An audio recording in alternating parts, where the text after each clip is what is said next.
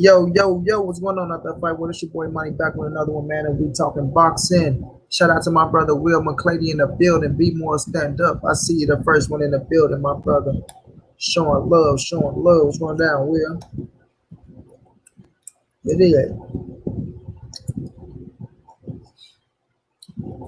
Got a nice little lineup for y'all today.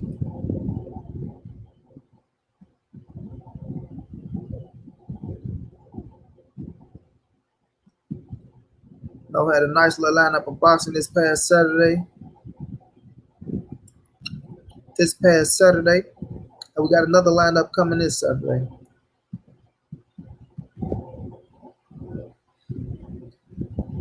Yes, sir, my brother Omega.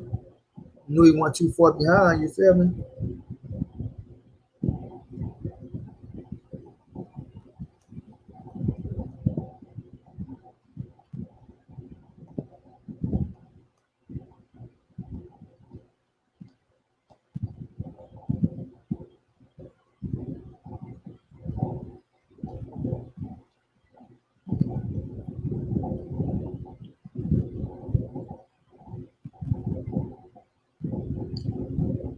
Yes, sir. Y'all hit that like button shot coming to the building.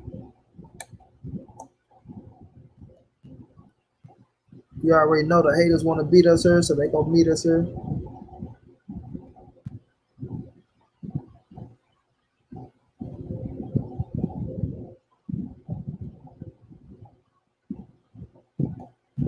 Don't let bad decisions define you. Never drive impaired. Remember, if you feel different. I got 2 thumbs down, bro, before the show even start. That's how you know they be hating on MB, dog.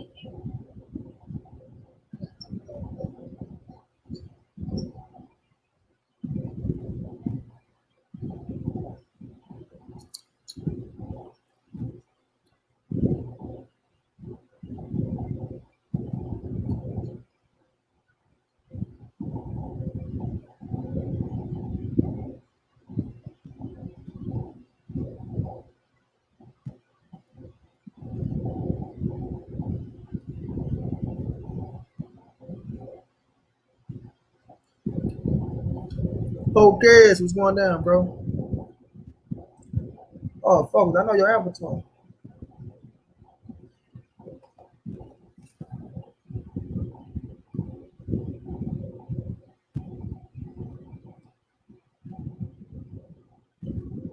I know your avatar, champ.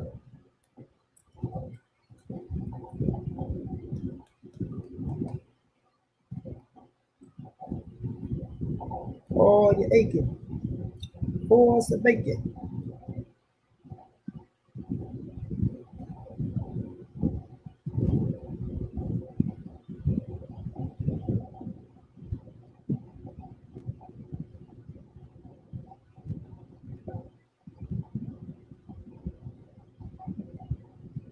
Danny Garcia talking about he's going to 154 pizzas.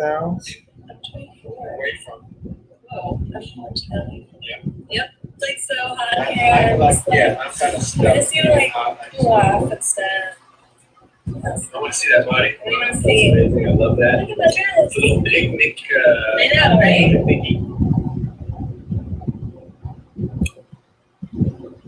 know, right? Oh, what the hell? That was 33 Machiavelli down. What's going down?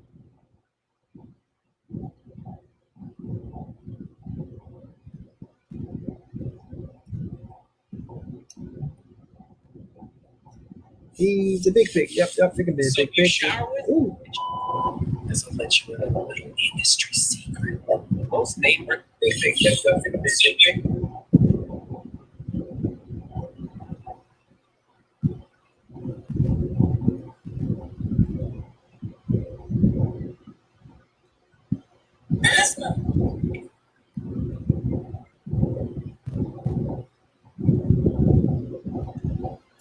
Daniel Nix, what's going down, bro? Let's see y'all smack that like button. Yeah. Smiggity smack that like button. Well, let some more people get up in here, fam. My brother Focus Ball, thank you so much for the donation, fam. Much love, much appreciated, much needed. That's some trill shit.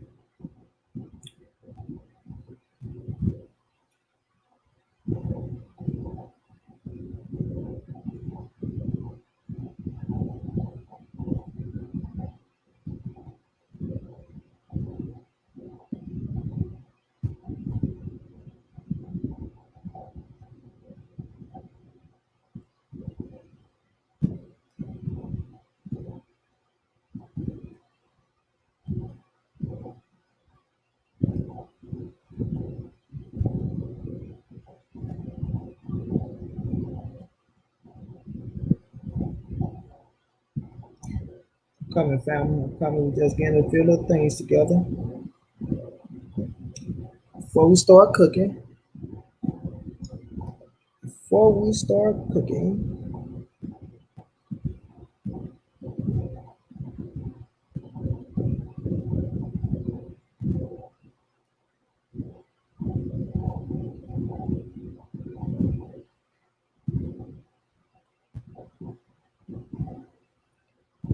Yeah, y'all. Denny say he want to go to 154, and not only go to 154. He say once he go to 154, he gonna be the biggest name there, and they need a big name like him, you know, to bring recognition to the division, to bring more recognition to the division.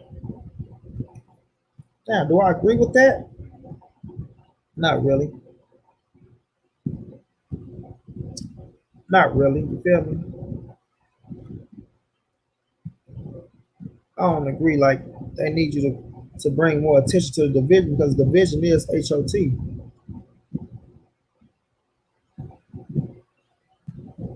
I'm saying the division is already HOT, homie.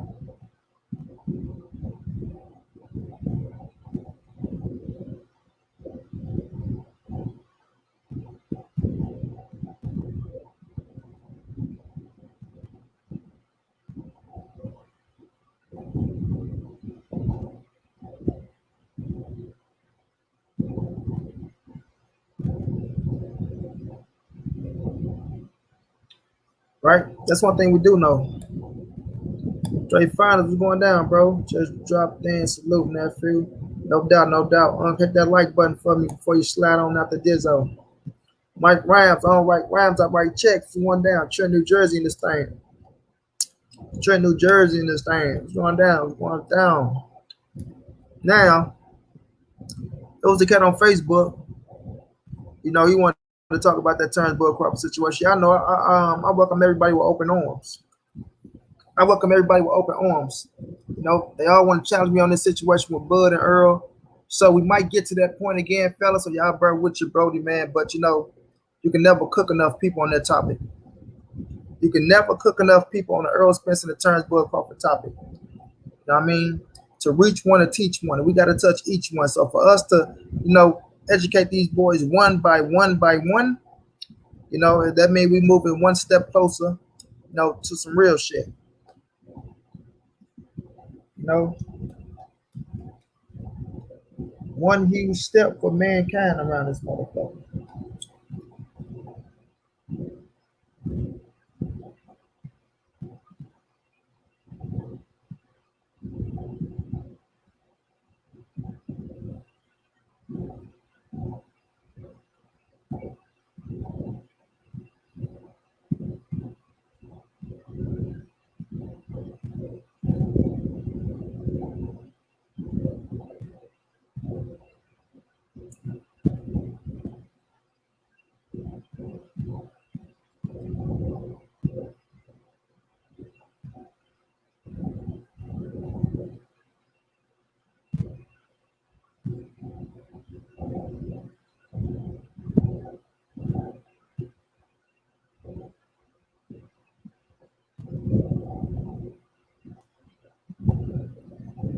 Coming, fam. 14 in the building. 14, hit that like button for your family, y'all.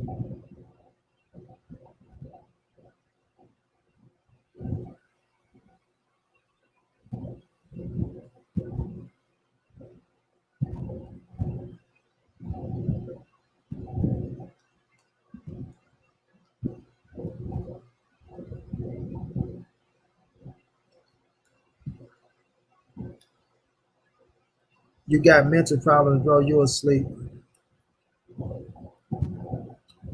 The fuck is you talking about? Boxing Lobster is his name.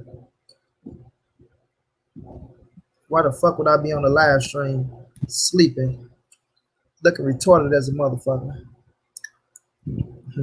Maybe you got mental problems because you want to try to find somebody with mental problems. What the fuck is you talking about? Don't be a weirdo, bro. Don't be a weirdo. Seriously. We got family on deck for niggas like you. Get you smooth the fuck up out here. Exactly, y'all.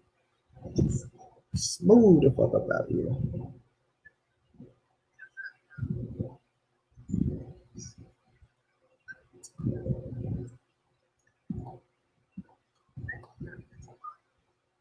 All right.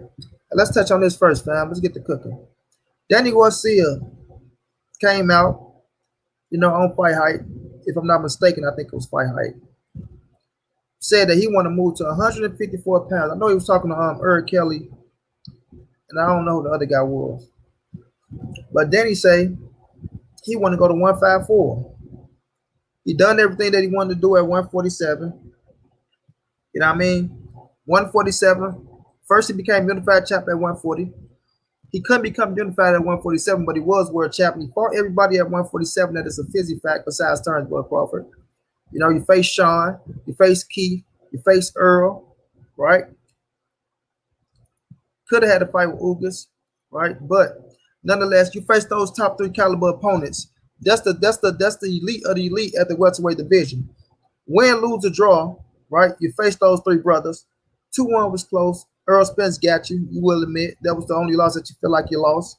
So respect to you to that effort. You know what I mean?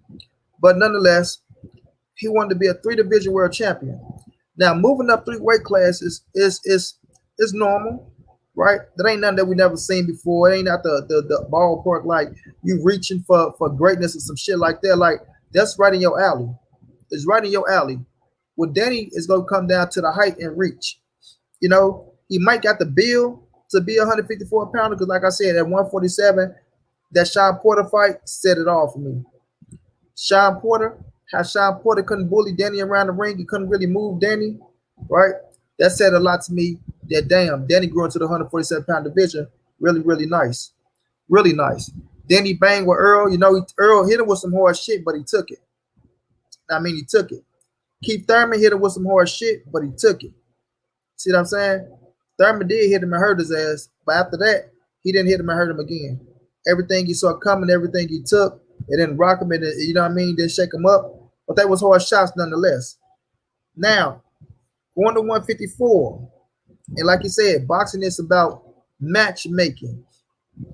Put you in with the right opponents, right? With the right opponents. And you look at Danny Garcia versus somebody like Tony Harrison, right? A J. Rock Williams. You feel me? Someone with a boxing style, not too much of a maul and brawl you style. Understand what I'm saying? Or it's like a Jared Hurd or a Mel Cholo who coming for your ass, but Mel Cholo can give you a boxing style as well. So if you match Danny up with a certain fighter in a certain type of style, yes, he can fit in at 147. At 154. This might sound crazy, but Brian Castano, right? I believe Danny Garcia can beat Brian Castano and become a world champion. Yes, I do. Yes, I do. Because Brian Castano is not the tallest. He's not the rangiest. He ain't got the length or nothing like that. His style fits Danny Garcia's style. His style is the short frame, but he like the bang. He like the bang. And when you bang, you right there in Danny Garcia wheelhouse. You feel me? You are in his wheelhouse. And that's the type of style that Danny Garcia needs, something like that. When I say Tony Harrison, somebody who you can work your way in on, that's going to work a jab, but we know Tony have gassing problems. You understand me? He have gassing problems. And this ain't that strong. You know what I mean? J. Rock Williams. That's my guy. Both from Philly. Danny and J. Rock. J. Rock, to me, has a little gassing problems, and this is not that strong. You feel me? So Danny can go up there and make his name with a few of those 154 pounders. Trust me when I tell you. Now, when you get to the ones that like the maul and brawl, they got the height and the reach. That's when I think things are coming, look a little shaky for Danny, bro. Look a little shaky for him. Dalton Voss, you ain't missed too much, bro. I'm just getting started with the Danny Garcia move to the 154-pound division. You got to give Danny credit. He don't mind getting his ass whooped, but I think he still can cuss. He should. I think he still can. Or you think he still can cuss? He should stay at 147 and wait for Earl to leave. Then he can beat somebody. Yeah, yeah, I feel you on that, Mike Ryan. But what he feel like is he fought everybody at 147, right? Now, ask yourself this: how hyped are you to see a Danny Sean rematch? How hyped are you to see a Danny Thurman rematch? You feel me? Would you want to see Danny Bud? I like to see Danny versus Bud. I like to see Danny versus Mikey. His fights there for Danny Garcia, but I guess he felt like, okay, I did everything that I had to do at 147. I took L's to the top of the tops. I beat the top of the tops. I was closer. Well, I took L's to the top of the tops, and I was closer with the top of the tops. So now, if I want to become a 3-division world champion, right? 3-division world champion, let me go on up to 54 and try to make history. So that's what he said. But he did say something interesting. He said, I can fight Thurman at 154. Right? It ain't that 147, it's at 154. Now you guys are fighting to put yourself in position for a world title shot. See what I'm saying? So it make a lot of sense. I understand him. Could he survive at 154? I think he could, but the question is, how long can he survive? Those fighters at 154 is long and big. 154 is not going to be no easier for Danny Garcia. That's true. But he wants that challenge. He wants that challenge. I'm not going to deny that man his challenge of trying to be great, especially after he feel like he did everything he needed to do at 147. And when we look at what he did at 147, we cannot disagree with what he's saying. We cannot disagree with what he is saying. You know what I'm saying? So, right now, if he feel like he can go to 54 and survive, I think he could. Is Danny a better fighter than Saddam Ali? Ask yourself that question.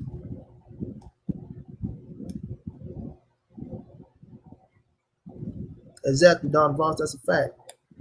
Brook versus Garcia, Kell Brook. I don't really think that's got too much interest to it. But like I say, his name's there. There's still ball players that Danny can fight and make his name off of. I don't know how hot Brook and Garcia will be. D Hodge was going down, fam. How you feeling? How you feeling? I don't know how hot Danny and Brook would be. But his name's up there, like I said, with J Rock and Tony Harrison and Brian Castano, which I know he probably fit to fight Mel Cholo. But, you know, his name's up there that can make Danny, you know, a ball player.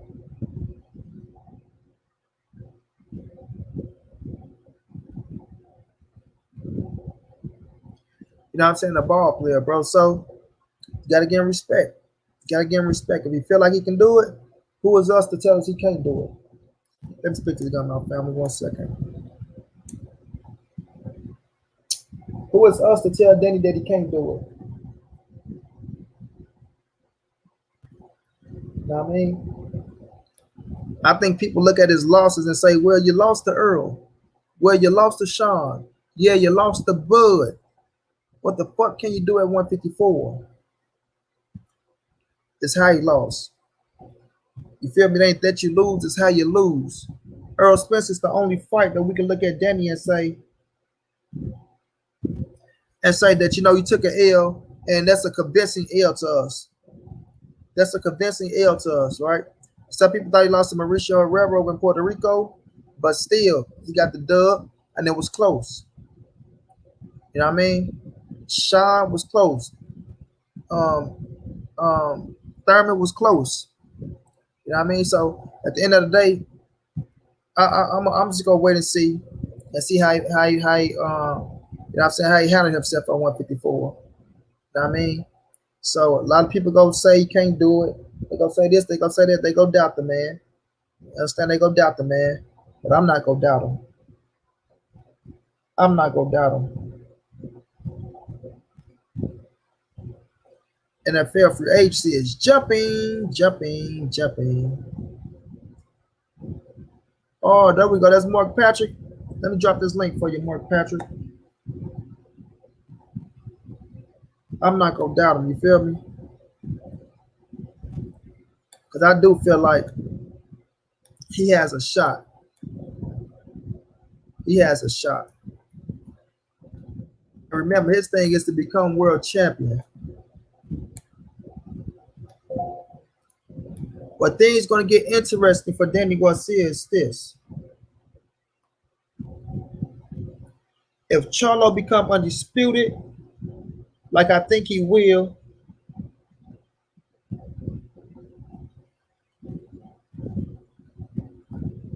are you in position? Are you strong enough to work your way through opponents and get into that ring with a Charlo? God damn, why my camera go like this? Hold on, y'all. Something like that.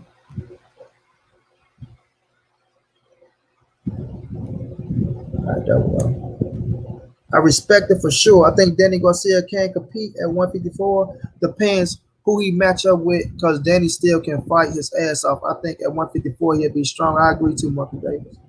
I agree too. Like I say, it's gonna come down to the length and the power. The length and the power, bro. Hey, y'all, this for Mark Patrick.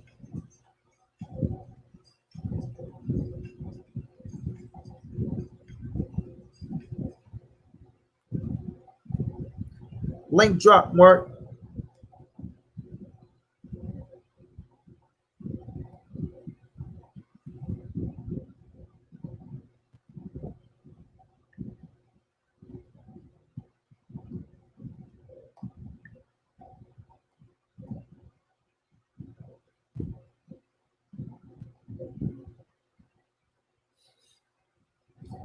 You know,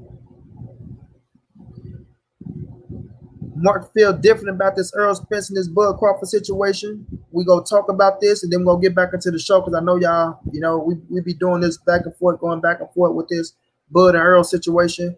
We go talk this real boxing still, and I will get back to the situation. But right now, we gonna see what his stance is on why Bud Crawford deserves a 50-50 split. You know what I mean?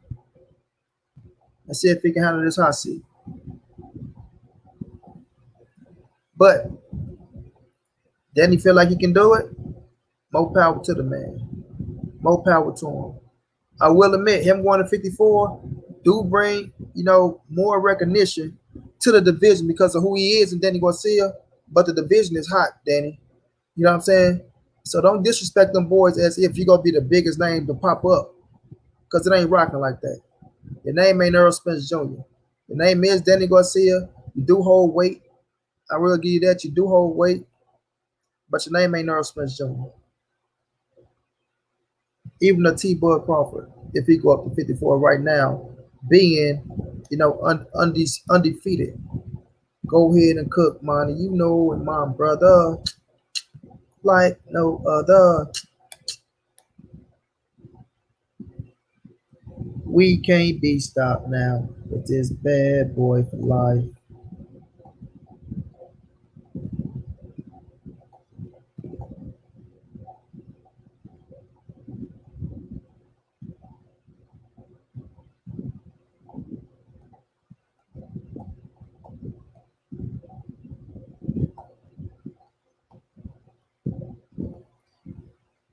Bud best keep is at 147. You mean smoke and mirrors, surely. Smoke and mirrors, smoke and mirrors. Oh, that shit sound the same. You get what I'm saying, though. Mark Patrick, what's going down, bro? What's going down, man? Thanks for the invite. I really appreciate it. No doubt, no doubt. It's all love and respect. You feel me? But, you know, we was on Facebook and we was going back and forth with the Bud and the Earl situation, right? Right. So, just to get the people up to date and we ain't got to beat around the bush, you said it's Bob Earn problem, right? That Bud is not in the position that he's supposed to be in, and that because he's a pound for pound fighter, turns Bud Crawford, right? He should get 50-50. Not just because he's a pound for pound fighter. The situation is this: the big narrative is Bob Arum is saying he don't put asses into, he don't bring in the dollars That's what the word promoter means.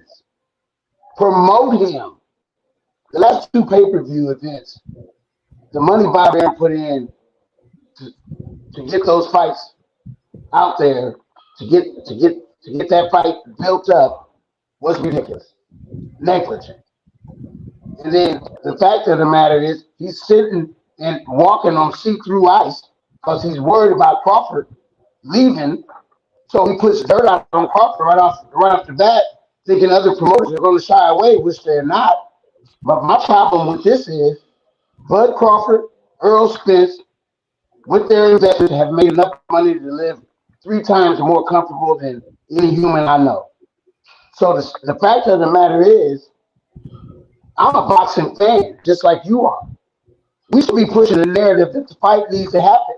I don't really want to hear Earl talking about how much how much money is going to come out of that fight.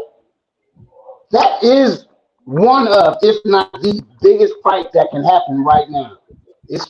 I don't think it's Mayweather Pacquiao big, but right now that's the rival. Yet the Crawford fans, we want to fight. The Spence fans, they want to talk about money. They want to talk about what else he needs to prove. A 3-division undisputed fighter who has already moved up to 147, ain't lost at 147. So they say he's too small. So before he even gets to Spence, all these other 147 fighters should have ran through him like butter. But they'll say these guys are bums or these guys are this.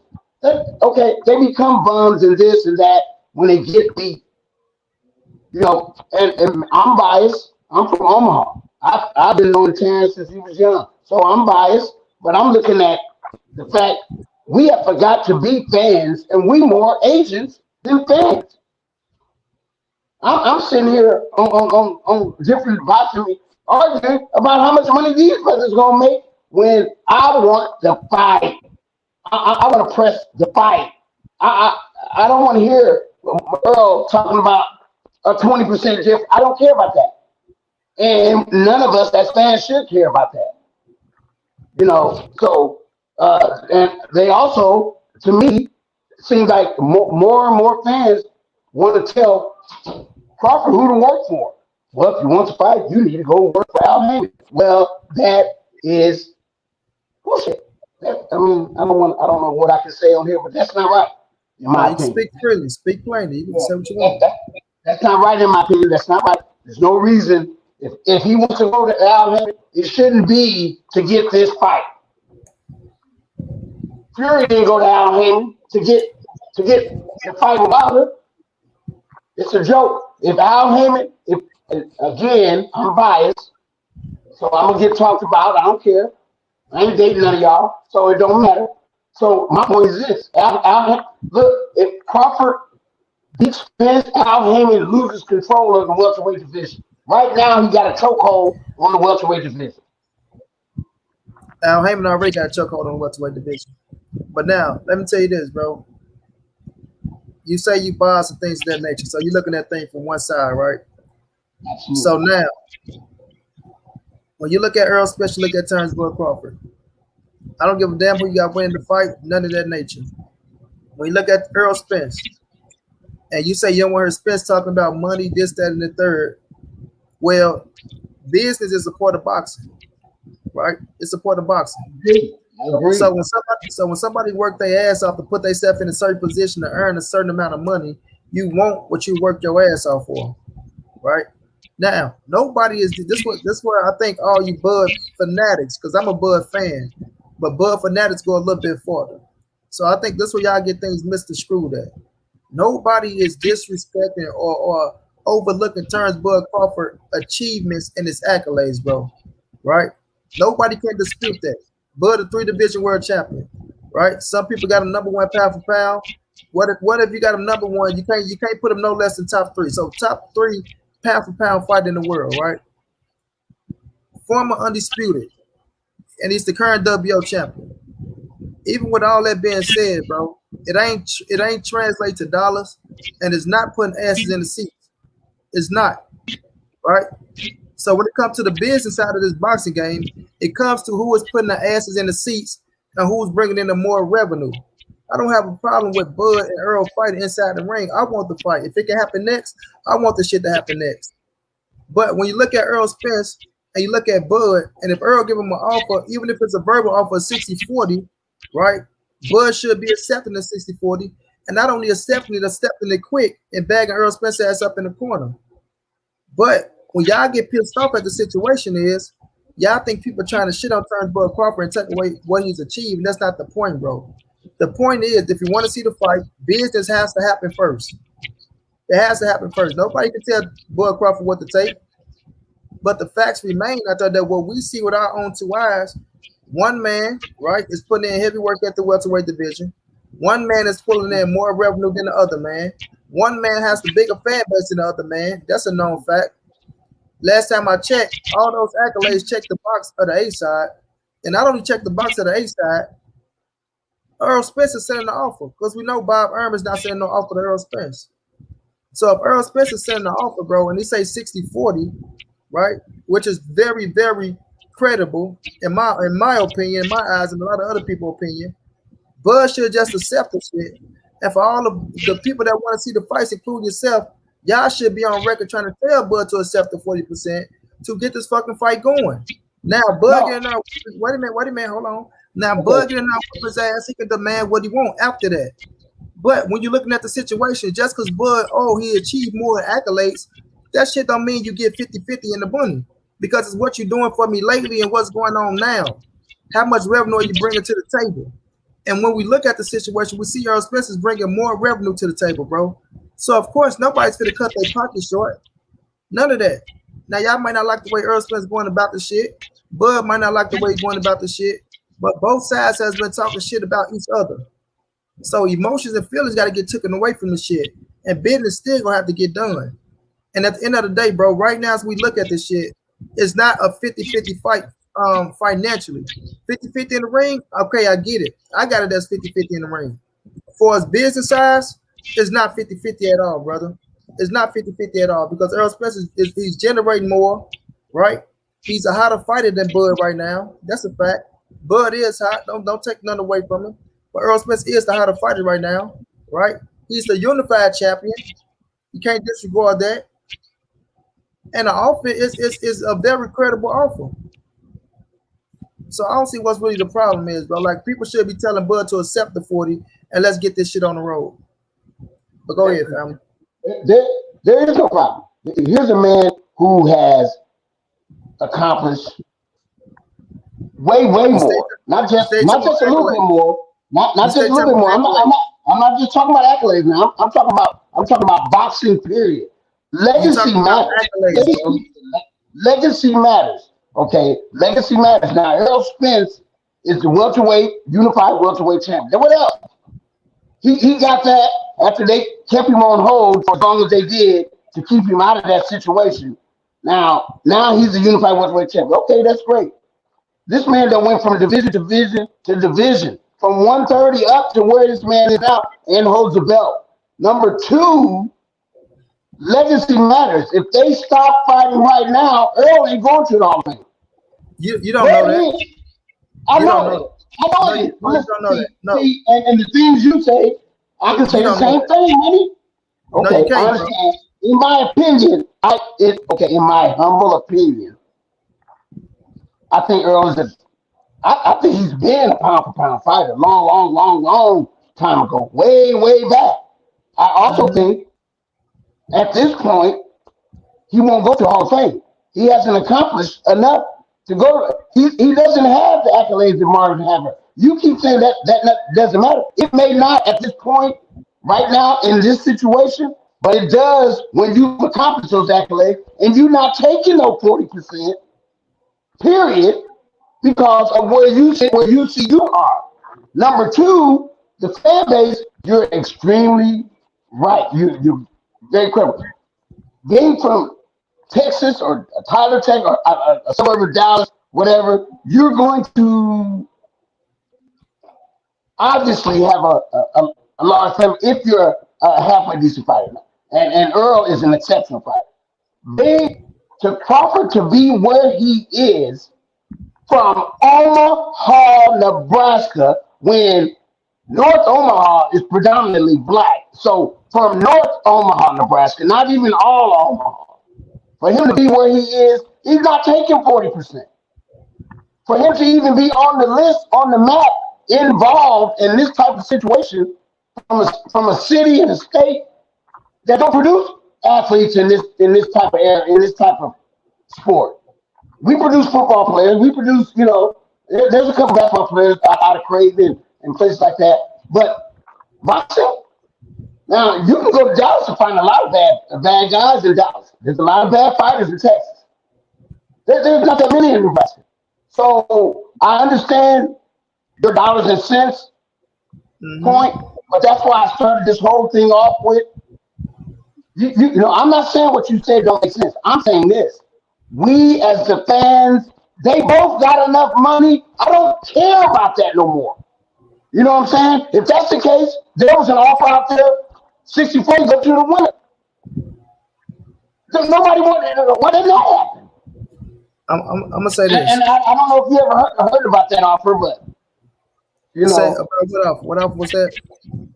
I thought it was at some point there was a counter offer that they'll do the 60-40 and whoever wins the fight gets the 60. That's a fantasy line. That one never true. Now, for people to say let's do that, that's nonsense, bro. We know business don't work like that. So that's just motherfuckers saying, oh, do this and do that. That'll never happen in no fight. But when you're looking at the situation, bro, when you say as a fan, I don't knock you as a fan. That's why I tell people when you're coming from a fan perspective, I'm not knocking you. You want to see the fight? Okay, I get it, bro. But you coming from a fan perspective. You got to come from a fighter perspective, a promoter's perspective, and a business perspective when you just looking at the entire situation. Now, like I said, once again, it's not about, oh, they got enough money for them to be straight, this, that, and the third. We understand that. It doesn't matter. They still they still professional fighters, right? They still fighting right now. And you want what you deserve, right? Now, if I ask you right now, who is the number one fighter at the welterweight division? What would you say? Crawford. You gonna say Crawford is over Earl Spence? Yeah, I am. And you know what? And you know what? That's an opinion, money. That's an opinion. All right. No, see, that's your opinion, but I'm telling you, speak the facts right now, bro. Because we all know the number one guy at the division is Earl Spence. Right? We all know this from every platform, even the platform Turnsburg Crawford fight on ESPN. When they put it up there, the guys at the division, number one is Earl Spence Jr. It's not Turnsburg Crawford. So we gonna be real about this situation. That's the only how we gonna get somewhere. Earl Spence is the number one fighter right now at the welterweight division. Earl Spence is fighting a better competition right now at the welterweight division. Earl Spence is pulling in the most revenue right now at the welterweight division. Right now, it doesn't matter if they're on a Mayweather or a Pacquiao level or not. Right, whomever is in front, whomever is doing more should get more. When you look at Pacquiao, and you look at Mayweather. Pacquiao was an 8th division world champion. That's more than what Mayweather accomplished. 8 divisions to 5 divisions. 8 to 5. Right, Pacquiao didn't get a 50-50 split. Right, he didn't get a 50-50 split. When Bud Crawford fought Julius Indongo, since we talk about accomplishments, both were unified champions. Julius didn't get a 50-50 split. Well, now why? Because Bud put more asses in the seats. Bud was the number one cat. So if we're going to be real about the situation, bro, it's just common sense, right? And then, like you say, this money going to generate so much money. The 40% is a hell of a lot of money, bro. That's a hell of a lot of money. That's Turnsburg Crawford's biggest fucking payday of his career. And vice versa. It's Earl Spence's biggest payday of his career.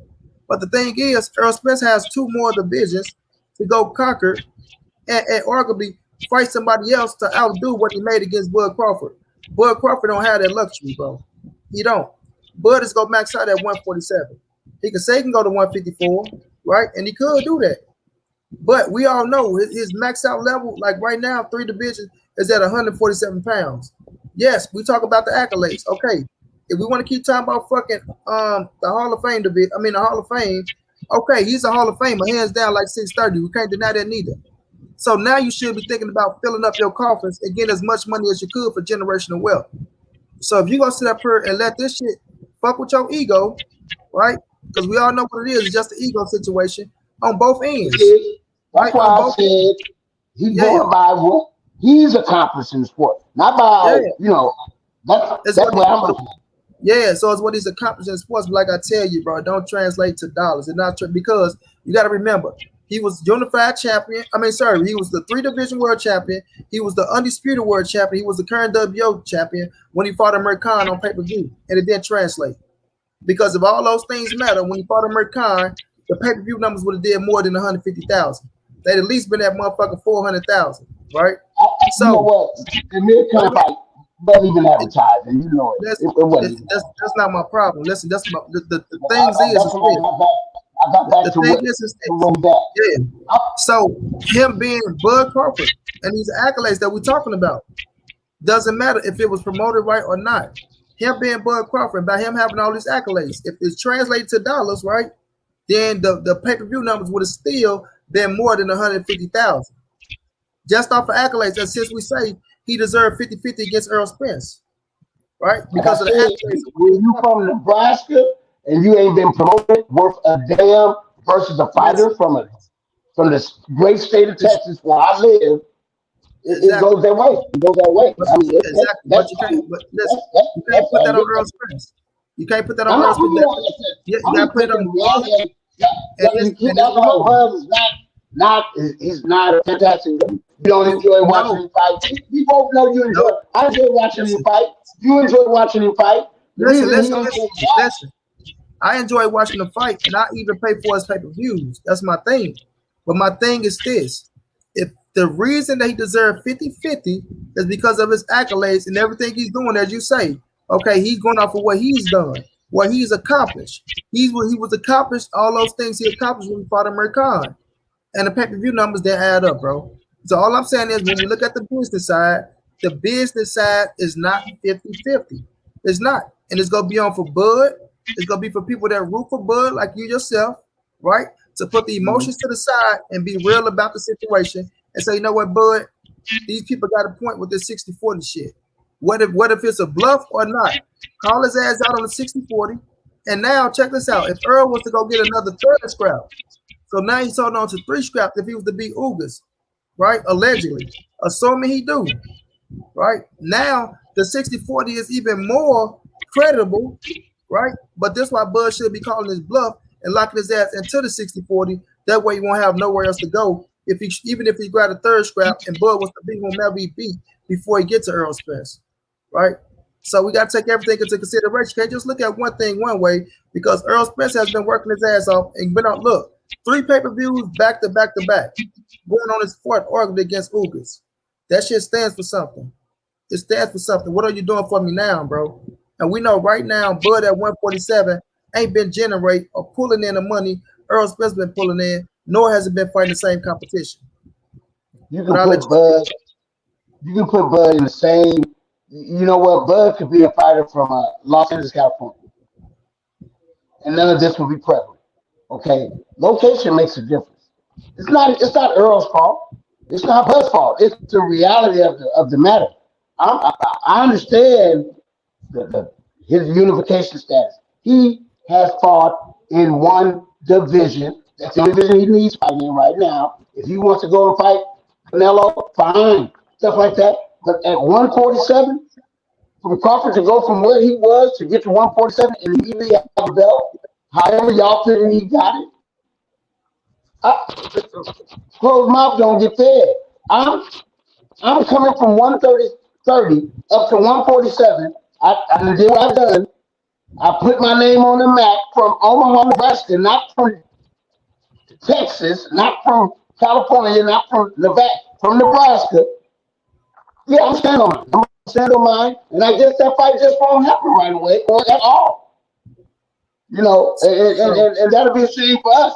And like you said y'all should be putting pressure on Earl. He wants to fight. You got your own trainer. You don't hear Roman talking about money at all. That's all Derek James talk about. Let's stop. Let's stop there, bro. Let's stop there because if you want to go there, bro, Bomac came out, right, and said Earl was living paycheck to paycheck. Now, Bomac came out and wait a minute, hold on. Let me tell you something. Let me tell you something. Bomac came out and Team Crawford has came out and threw more slander towards Earl Spence, way more slander. And Derrick James never threw no slander back at turns Bud Crawford. What Derrick James put out there was, okay, for everybody that's supposed to be his fans, right? Everybody that say claim their turns Bud Crawford fan, things of that nature. When it comes times to bass fights, they don't bass fights. And that is a fact.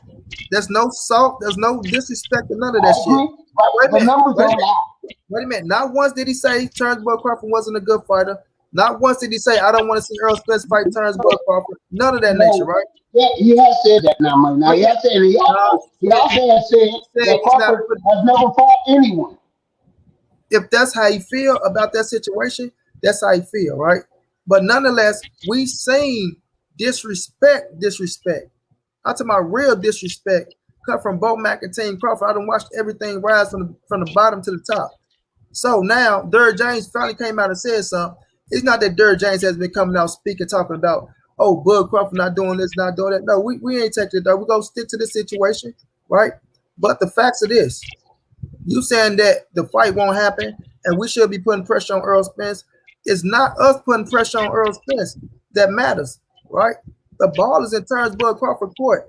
For him, he should have been came out and just said, I accept the 60-40. But when he come out and say, if it ain't 60-40 my way or 50-50, when you're not deserving of that, bro, you're not deserving of that. Regardless of how y'all want to look at the situation, how y'all want to play it, the ego situation, you want to stand up for your fighter. That's your hometown fighter, so you going to stand 10 toes. Facts are the facts, bro. You know what I mean? You'll say numbers don't lie. You'll say that, yes, Earl is pulling in, right? He's pulling in the bigger numbers. So if we're saying that, right, and we always allude to this, if we working on the business, man, you, right, you put motherfucking 100,000 in, I put 20,000 in, right? When a $500,000 check hit the table, is you giving me $250,000? No, but here's the thing. It's not that way. Exactly. It's not that way. It's exactly that way. It's exactly that way. You sit back and I will agree with this. Earl's competition has made a difference. When you fight Danny Garcia, you're gonna get a crowd. When you fight Mikey Garcia, you're gonna get a crowd. He has fought the people he needs to fight. Don't think it's all Earl putting that money in the seats. His choice of opponents. Now, I'm happy you said that. I'm happy you said that, Mark, because that's exactly what we're talking about, right? You need a dance partner, right? So Earl Spence has been fighting the better competition. That means he has been doing the heavy lifting at 147. Bud Crawford promoter don't want to open up his checkbook to get those fighters in the ring with Bud Crawford. So at what point did I say this is all back to Aaron? Wait a minute. So this is that's part of the reason why Earl Spence deserved the 60%, because he is fighting the better competition, right? Because he is doing the better numbers, right? So y'all look, you're shaking your head no, but you the one made the point. He's fighting the better names. I don't believe a lot of people that and y'all gonna freak out. I believe Mean Machine would run through PBC like butter. Okay, I believe a lot of those people I don't believe Porter can be Benavidez. You think Kavalovskis will run through a lot of the PBC fighters? Yes, I said that. I didn't stutter. You heard me, so you ain't got to repeat it. That's what I said. I believe that. Calm down, Mark. Now you say Kavalovskis go run through the PBC, right? This is the same Kavalovskis. Hold up. I said I believe. I know about whatever the guy's name is. You got the singer's name, Ray Charles, or whoever he had a draw with. I'm telling you, fighters get up for fights. So when you know you got a chance to change there you go. When you know you got a chance to change your whole life, you think Kavalov's gonna go in there and lay down against Danny Garcia? I don't. And I think he got a shot. Nobody said he's gonna lay down. Let me tell you, nobody said he's gonna lay down. But y'all act like the people the brothers fought wouldn't win against another. This is the point. Right, much better competition. You know. This is the point. Y'all want to take Aegis Kavalauskas and make this man better than Danny, Sean, and Mike. Wait a minute. I didn't say he was better. I heard what I'm you saying said. I think he will win the fight. I think he'll win the fight. You feel like Aegis Kavalauskas will run through the PBC, boys. Those are your words, right? So now, it doesn't matter what you think, right? Bud Crawford beat the man. We all know the man was never a world champion. We talking about world champions, right? We talking about Danny. We talking about Sean. I don't think Kavalauskas beat no goddamn Danny, no Sean. I don't even know if he beat Mikey, right? So when we look at this situation, right, you still can't take that situation and saying what you think he can do and try to take that and make that a case that Bud Crawford deserves a 50-50 split between Errol Spence because you are. Hold on. You said bigger names, but you said he's fighting the bigger names, not the better competition. And better competition. How come they not the better competition, bro? Because we don't know. Because they ain't fought some of the people. Was Kavalauskas top welterweight? So you don't think Jeff Horn would give any of them guys a fight at all? Listen, I pick all them guys to beat Jeff Horn, bro. You talking about Jeff Horn? Let me tell you, bro. I'm not saying Jeff Horn win the fight. Those dudes, let me say this. Those dudes was lined up, licking their chops to get their hands on Jeff Horn. Lined up, bro, to get their hands on Jeff Horn. About Jeff Horn, wait a minute. By him being right with the top ring side over there, they doing business. Right, they put him in the ring with Bud first. Credit, Bud went up his first fight, beat Jeff Horn, became world champion. I give him credit for that. I don't take that away from him. You cannot choose like pick and choose who got titles. Bud get all the credit in the world for beating Jeff Horn. Now after Jeff Horn, bro, you talking about American, you talking about Benavidez, you talking about Kavalauskas, and you talking about fucking Kell Brook, right? It doesn't matter what you think will happen. The facts are the facts. That's what I say. Y'all keep going off of feelings, and y'all keep going off of what could have. What we do know, Kavalauskas is not, I repeat, Kavalauskas has never been a world champion, right? He is not putting asses in the seats. He is not bringing money to the table. When you look at Errol Spence, he is fighting fighters that are top names, that are top competition, that are bringing money to the table, bro. So when we finish with all this, who can beat who? I don't give a damn. Wait a minute, I don't give a damn who can beat who. Wait a minute. It comes down to, right?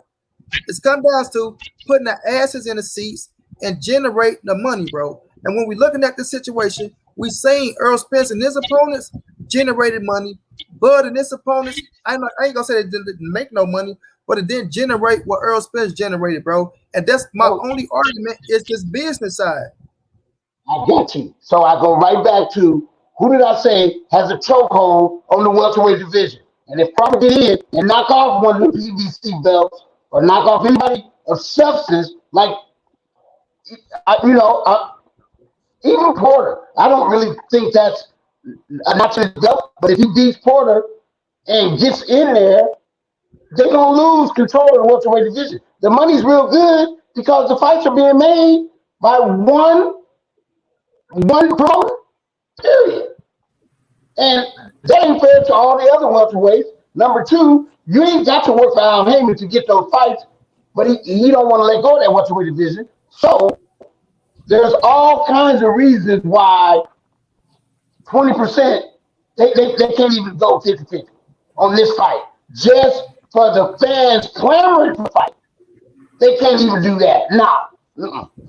No, we ain't gonna do that.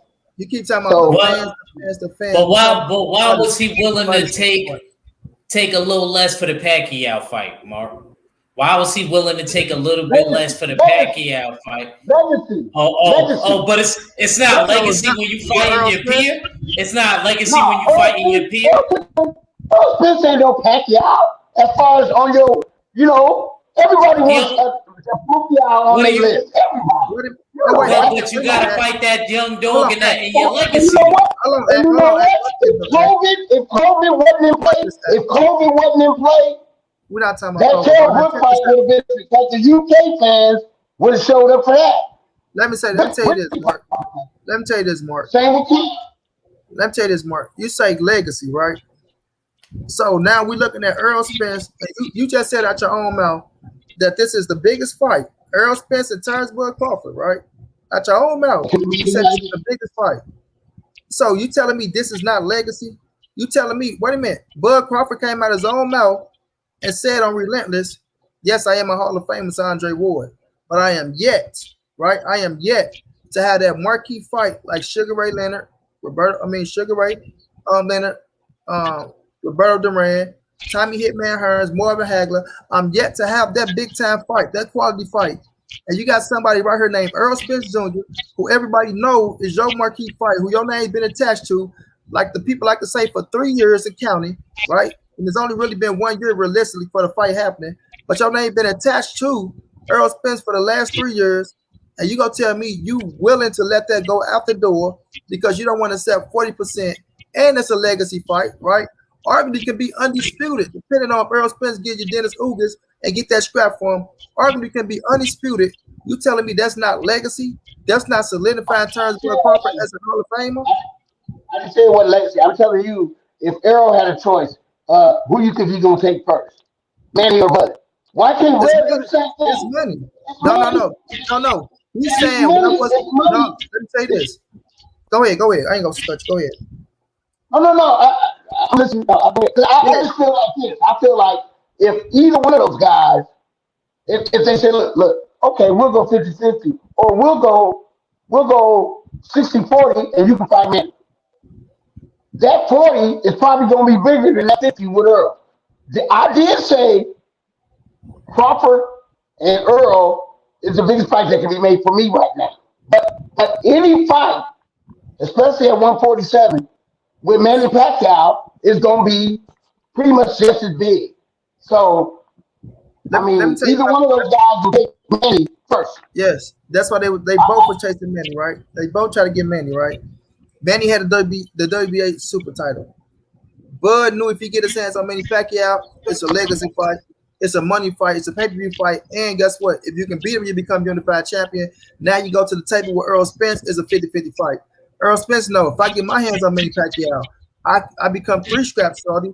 I beat him, it's a legacy fight, it's another big pay-per-view fight. And guess what? When Bud comes to the table, I still got the leverage, right? Neither one is fit to get Manny. Neither one is about to get Manny. Neither one, right? Manny looked like he about to fight Mikey Garcia. But what Ack was saying was, you going into negotiation with Manny Pacquiao and you willing to take less because it's a legacy fight, and of course it's Manny Pacquiao.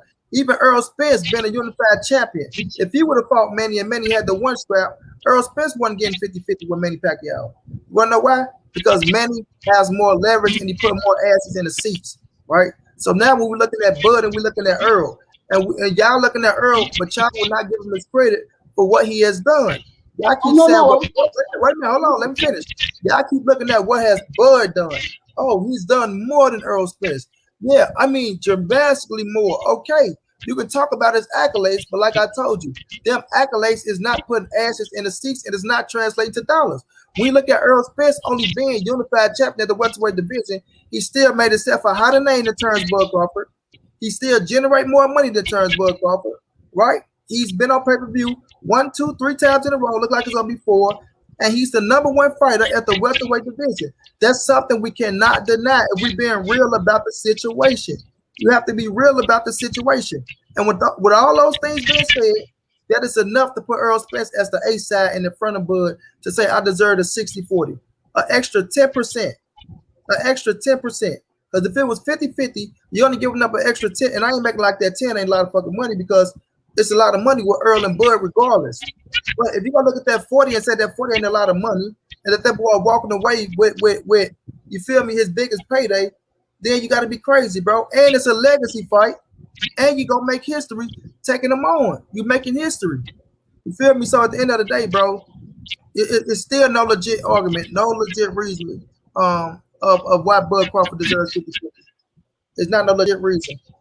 It is if you have worked your tail off to get where you have from like I said, from a city like Omaha, which I love, that I live and breathe Omaha.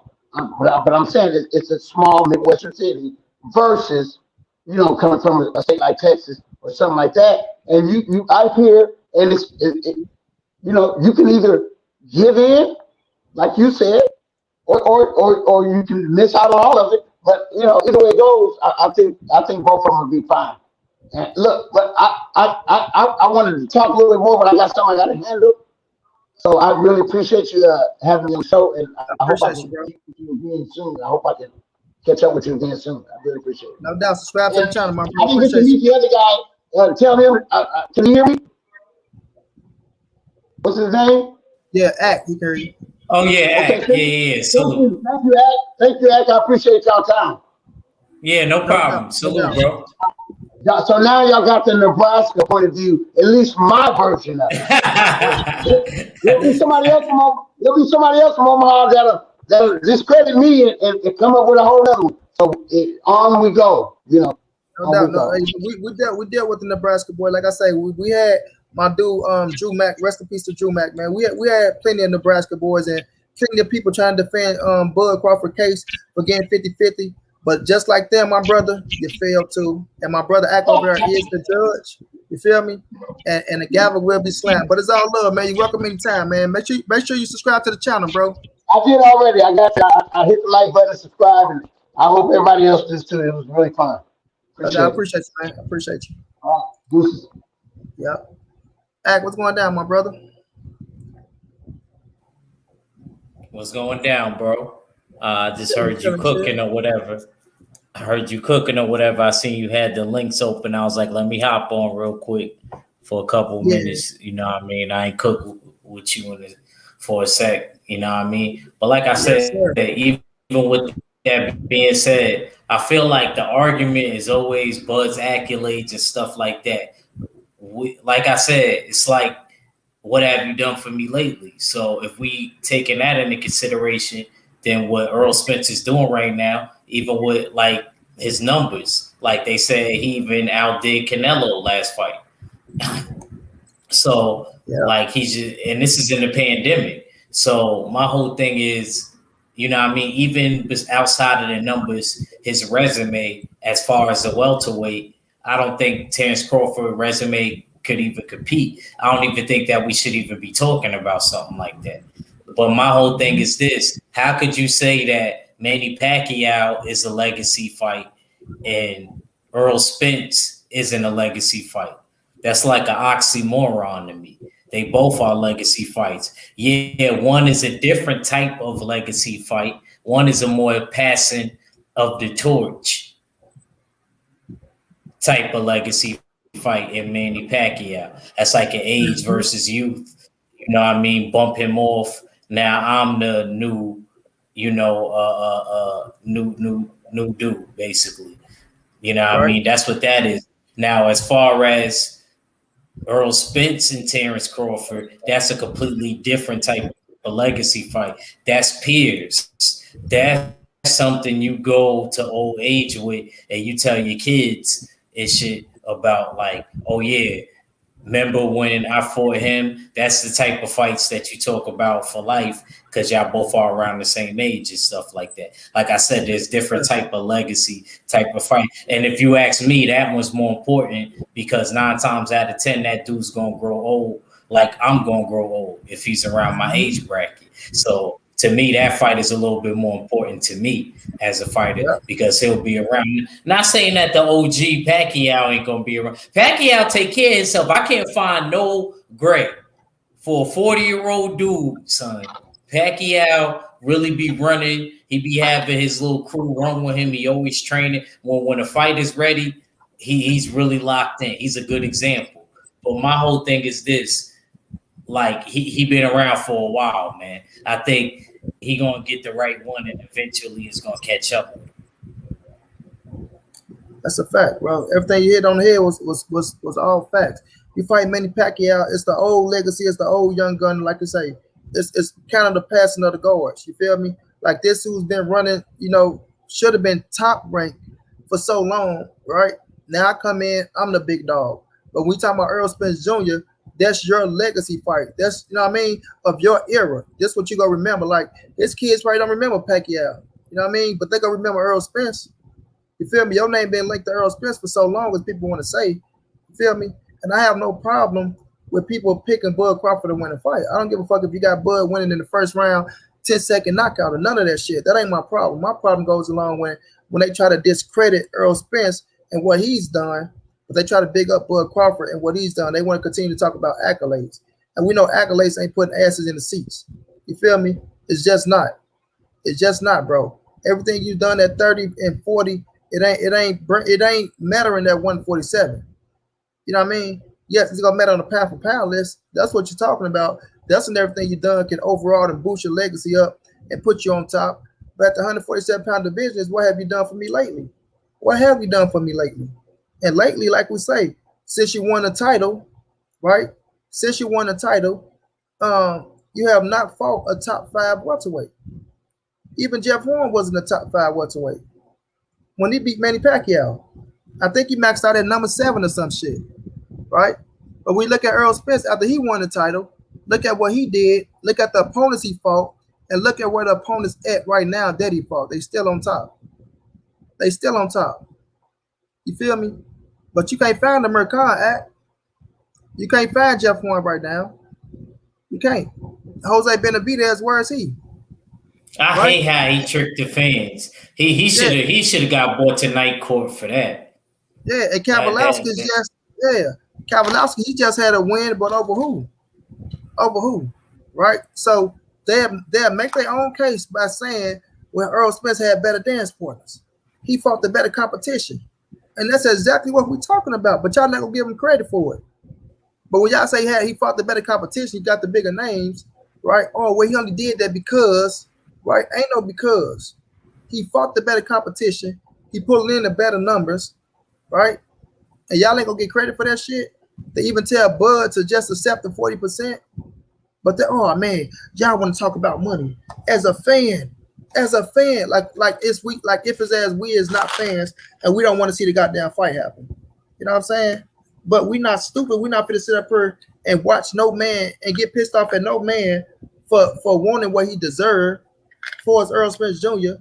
And y'all saying, well, Bud won what he deserved, but Bud ain't earned that shit right now to be no 50-50 nigga with Errol Spence for his business wise. You know what I mean? Like I said, I got no problem with y'all talking about the fight. But my man came here, he admitted that he was biased. But just because your ass being biased, you know, ain't gonna change the fact that man deserved 50-50. I mean, that man deserves 60-40. And that's why we won't get nowhere at. Because we can't keep it real. If the shoe is on the other foot, I'll be saying the same shit about Turnbull Crawford. You wanna know why? Because I don't want to make myself look like an asshole. How the fuck do I look up here talking about Errol Spence deserved 50-50, bro? I don't give a fuck if he only got one scrap and Bud is the unified champion. I don't care if Bud came off 3 pay-per-views back to back and looked like he won on this sport. I don't care if Bud is the number 1 fighter and got behind his name right now. I make myself look like an asshole. And then trying to sit up there and defend the shit. That's the crazy part. But it's gonna be what it's gonna be, bro. But I'm gonna move on with the regular schedule in the program. After Danny Garcia, we gonna move to this this fucking Tyson Fury and Deontay Wilder situation. Now, I listened to about 3 videos, right? 3 videos, and I'm sorry, y'all. 3 videos, and everybody saying the same shit, right? Smoke and mirrors, dog. Smoke and mirrors. Because what have they told us that we haven't known already at? The same shit. Okay, we came to agreement to fight. We came to agreement to fight. The fight will be announced. The fight will be announced. Tyson Fury said he stopped training. He said, for you motherfuckers that's talking about, oh, the fight is signed, sealed, and delivered, y'all know more than me. Y'all know more than me. Because I haven't got a fight date. I haven't got a fight venue. The same thing Deontay Wilder was looking for in the AJ fight. When is the date? Where are we fighting? Those are the big deals. The man say his fucking head trainer has left. His head trainer has left. He stopped training, and all he wanted is his 19 pints or however many pints, you know, to fill his motherfucking his needs of birth put in this system. Put in this system. So I look at this shit as it's just bullshit. Plain and simple. When we come down to it, it's bullshit to try to keep the fans involved, right? To keep the fans involved. And another thing, to clear up what the fuck Bob Earn been saying about fuck the fans and all this shit. So now let's take the attention off of that and say we got the fight signed, sealed, and delivered. Still haven't gave us a date. Still haven't gave us a venue. You know what I'm saying? Especially something of this magnitude. You know, or it could be the biggest fight. You talk about him and Joshua supposedly. Fury and Joshua.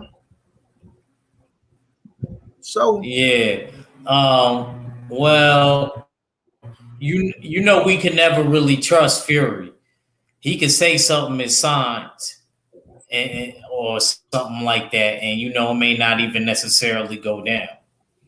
You know what I mean? You know we can't always trust Fury.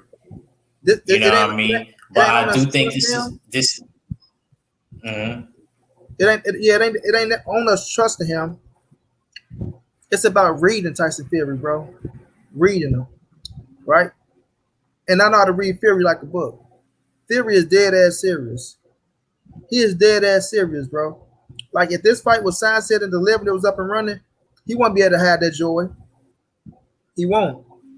But now the way he's talking, the way he's acting, right? Like maybe Deontay Wilder might be the next fight. We don't know what's going on. I just sent my trainer home. You know what I mean? I'm drinking beer. I can't get this. Like all that shit is showing. All those are facts. Those are facts, bro. And that's why Eddie Hearn and that's why Bob Earn coming out talking about, you know, Fury's being impatient. You feel me? He want this. Otherwise, it was a joke. Bob Earn wouldn't know where he's coming from. I don't know where Fury's coming from with this. You feel me? I know we got the job done and everything's on the go. Like I never heard none of that. So they feeling this right because they heard from his team. Fury ain't just talking. They heard from his team. When is the fight gonna get made? Where's we gonna fight at? They heard that shit. But see, the thing is, like I've been saying, if they ain't bringing in fans, if they can't bring in some motherfucker to pull in the money that they looking for, they go stall as long as they can stall.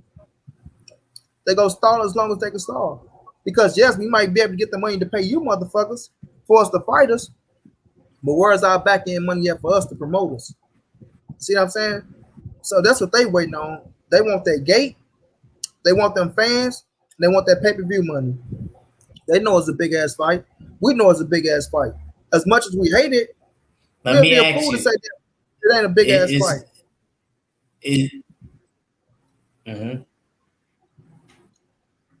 I was going to ask you: is the Middle East dude supposed to be putting up the money for this fight still, or? That's what they're saying. That's what they're saying. They waiting for. Well, that's what they're saying in the article talking about. Okay. Yeah, they waiting for them to you know shoot us the money or whatever the situation is. In fact, let me pull up the article because by them saying that shit, that's letting me know ain't shit official. Ain't shit official.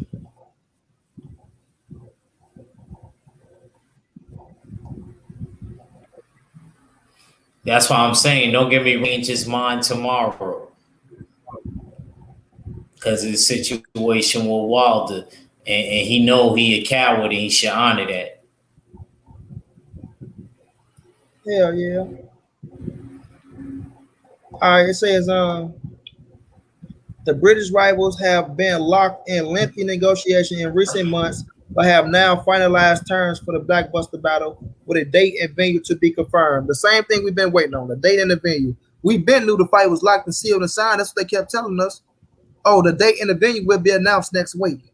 Oh, we got a week. We're going to announce this. These motherfuckers still now. Unified champion Joshua will put his WA, IBF, and WO belts on the line against the unbeaten WC champion Fury this year. Joshua promoter Hearn told Sky Sports all parties have now put pen to paper, and we will be working hard over the next few weeks to confirm the site and date for the biggest fight in boxing. A variety of potential venues are being considered to stage the fight, including Saudi Arabia, Singapore, courts, China, Dubai, America, and the UK. So y'all got all these motherfucking places, right? All these places where y'all saying the fight looked like it could land it, but at first it was only one site, and that was in Dubai, right? And Saudi Arabia. Sorry. Yeah, Now, that's what I heard. Joshua told Sky News, any options, home turf, Middle East, my back Gordon, your back Gordon, I don't mind where it is. I'm just ready to fight. I want that belt. I want to compete with Fury, so all options are open to me. With a trainer camp already underway, Joshua also admitted he is relishing a massive showdown with Fury. The pandemic is getting close to things being normal. We're working on a date for around June, he said. So if Tyson is serious, which I think he is, he'll know where to come and find the boss. I'm ready. I'm really looking forward to competition. All I want to do is fight, fight, fight. Now, if he's serious, he knows where the boss is. So now, right, it's gonna be a whole lot of shit going down, bro. It's gonna be a whole lot of shit going down. But just the same shit that they've been telling us. Key, what's going down, my brother? How you feeling, champ? It's the same shit that they've been telling us all along, bro. All along. Ain't shit changed, just in a different term. Just in a different term. So now they signed the contracts. Now they signed the contract. So in a week from now, just like we was waiting last month and month before that, and a week from now, I'll be waiting for a venue and a date. A venue and a date. But I'm not going to believe this shit until I see a motherfucker get in the ring and get punched in the face. That's the only how I'm going to believe that this fight is happening, bro. Until that bell go ding ding and they get into the ring and somebody get punched in the face. Because this shit is getting redundant and ridiculous. Bob Arum came out a couple days ago, just like Fury came out a couple days ago, and said that he stopped training, sent his fucking trainers home, drinking beer. Bob Arum, okay, we can't find nowhere, especially with the pandemic. So all of a sudden, everything changed in 2 fucking days. In 2 days, y'all done rubbed a little magic lamp, right? Popped out the genie and cleared up some shit to where now they fit to fix a ring in the middle of the motherfucking desert in Arabia, Saudi Arabia, things of that nature. And everything fit to just go smooth. Just a bunch of bullshit to me, bro. Just a bunch of bullshit to me. Feel me? But I'm, like I say, in a week from now, like, because I'm not going crazy over this shit or watching every aspect to see if it comes to fruition or not, things of that nature. But I will be waiting, and time will tell all. You know what I'm saying? Time will tell all. So we will find out if the allegedly biggest fight in boxing, right, is on schedule to go down in June or July, like they telling us, bro. Like they telling us. You feel me? Then I want to know, right, who's buying it. I want to know. Wilder need to try to get that IBF mandatory so he could bump whoever went off, one of them scrubs off, whoever win that shit. If they don't try to do some foul shit. Well, they already talking about they signed for 2 fights already. So they talking about they signed 2 fight deal. Yeah, so that alone right there just let you know how they playing the game. You feel me? We signed a 2 fight deal. So just think about it. I should have thought about that. Fury already talking about he don't want to fight Wilder no more ever in history. You know, he's so fucked up mentally. So if he was to lose, let's just say he end up losing both fights. He done. He ain't never gonna fight again. Let's just say he lose one and win one. He done. He's never gonna fight again. Because if they gonna make the type of money that they saying they gonna make, hundreds of millions of dollars and shit like that, he's not gonna risk getting back in the ring with Deontay Wilder getting his motherfucking lights put out. He ain't. Especially if Anthony Joshua end up knocking his ass out, right? Especially if Joshua end up knocking him out, he damn sure ain't gonna want to go back to back to sleep. I don't see how Fury is a coward when it comes to one man who he's already fought twice. He probably is trying to get the fight on his terms, but I don't see what else he done to be a coward. How about being a fucking cheater his entire career? Dirty Prayers. How about that? The first name of your name, Dirty. How about that? How about him being dirty as fuck? How about him winning the titles against Klitschko and never defending them? Why? Because he was dirty. How about him getting popped in the first Wilder fight with fucked up gloves, and then get popped again in the second fight with fucked up gloves? How about him getting caught in the ring, right, with a split glove that a man caught him, the referee caught him and made him switch his gloves? How about that? How That was about in that? the Christian Hammer fight. Yeah, the Christian Hammer fight. So y'all sit up here. I don't know how Fury is a coward or he's dirty. How about him being a bitch and not giving Deontay Wilder his trilogy? How about that? After you verbally agreed to it, not verbally, but y'all had to sign a contract to it, right? Then when the pandemic fucks up the date, you want to lie and say Deontay Wilder didn't meet the terms and let the date run out when you know it's the pandemic. You know, when your promoter over here and Bob Earn already said that it was the pandemic that fucked the date up, you want to run and go fight Anthony Joshua. You want to run and go fight Anthony Joshua. After this man, Deontay Wilder got your fat, sloppy ass up off the couch, right? Got you back in shape, put you back in the game, help you get a fucking $100 million contract, and you can't honor the fucking shit and be a man about the situation and go out there and get that man his trilogy. You feel me? Road boy Florida, what's going down? Especially if you're supposed to beat him so easy and everybody's seeing you beat him so easy twice, right? What come nice come twice, right? Why not do it a third time? Get him the fuck out your hair and then prove him as a liar. And then prove him as a liar after everything he said about you. Huh? That's why he's a coward. Because he's a cheater. He gonna always be a cheater. And there's nothing he can do to change my mind, bro. Because I've seen enough evidence and know enough to know that motherfucker is a cheater. Now, you can run along. You can praise him. Clap it up. Kick your heels for him. Tell him he the best of the best. Right? That's all on you. But we know what we're saying over here. Now, back to the Situation Act. They do all this shit. How much they gonna sell a fight for? And who's gonna buy that fight? Is America going to buy that fight? You see what I'm saying? Is America going to buy that fight? Because we know the real only the diehards. The real money come from America, bro. With the big pay-per-views, the $79.99 and shit like that. Yeah. Now you can get the money put up for the fight to pay off the fighters and things of that nature. Credit. But what you gonna make back off the fight is the question. That's the question. What are you gonna make back off the fight? That's the question. So I'll be waiting to see, bro. I will be waiting and seeing, bro, because they just man telling us the same shit that they've been telling us, pulling wool over our eyes. Well, it ain't gonna be in the UK because Tyson Fury said he never fighting in the UK again. Never fighting in the UK again, and he can't. Yeah. He can't fight in the UK again. He can't fight in the UK again, bro. You feel me? He's still suspended and shit like that. So at the end of the day, we'll see. We'll see, bro. But I'm not believing that shit. I'm not believing that fight. Yeah, y'all might be signed, sealed, and delivered, as y'all trying to say, but I'm not believing that fight gonna happen, bro. I'm not believing it. Because if that's the case, all this time, y'all have been had a venue and some shit put in play. Been had some venue and shit put in play. That's right, Omega, bro. Everybody going over to the blackgentleman.com. Get y'all some of that good old soap. Wash y'all dirty ass. You feel me? Show my brother JTT some love on his birthday. Happy birthday to the big bro JTT as well, man. Junior the Truth. Happy birthday, big bro. I know you're enjoying yourself. I know you're sipping on that Uncle Nearest. You feel me? You got the granddaddy pipe in your mouth. You know what I mean? Sucking on down that tobacco, handling your business. But I know one thing about JTT, he's doing it big. You feel me? If y'all know anything about Junior the Truth, you got to keep pushing, baby. Much love to you, bro, and enjoy your day, dog.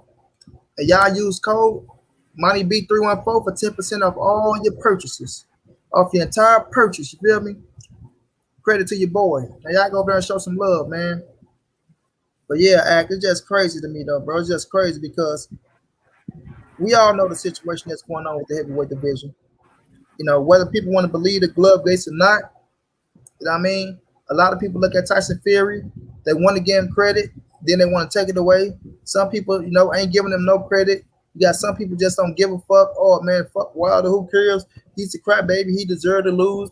You got some people pretending to be Wilder fans, jumping off the bandwagon. I mean, you know, he's making himself look bad. He's dealing with the LDBC. I mean, because he's with the LDBC, he's not going to have a leg to stand on. You know, all that faggot ass shit, things of that nature. So it's going to be what it's going to be, dog. It's going to be what it's going to be. Wilder, just come on back. Get back in the winning column, bro. Right? Get back in the winning column. Because as much as they want to say, well, Deontay Wilder, he ain't came back and fought yet. He just crying. Well, guess who else? Guess who else haven't fought yet? Tyson motherfucking Fury, but y'all praising him. He haven't fought yet. Last time I checked, him and Wilder was each other last fight. Right? So Wilder out the ring crying. What the fuck Fury doing? What is he doing? Fans be fickle, Zach. They be fickle, bro. That's why I don't trust shit these fans be talking about. I don't trust shit they be talking about, bro. They jump ship so quick, it don't make no sense. No, I don't blame you.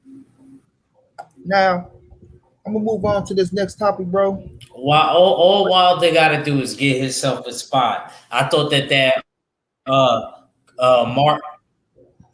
Oh, okay.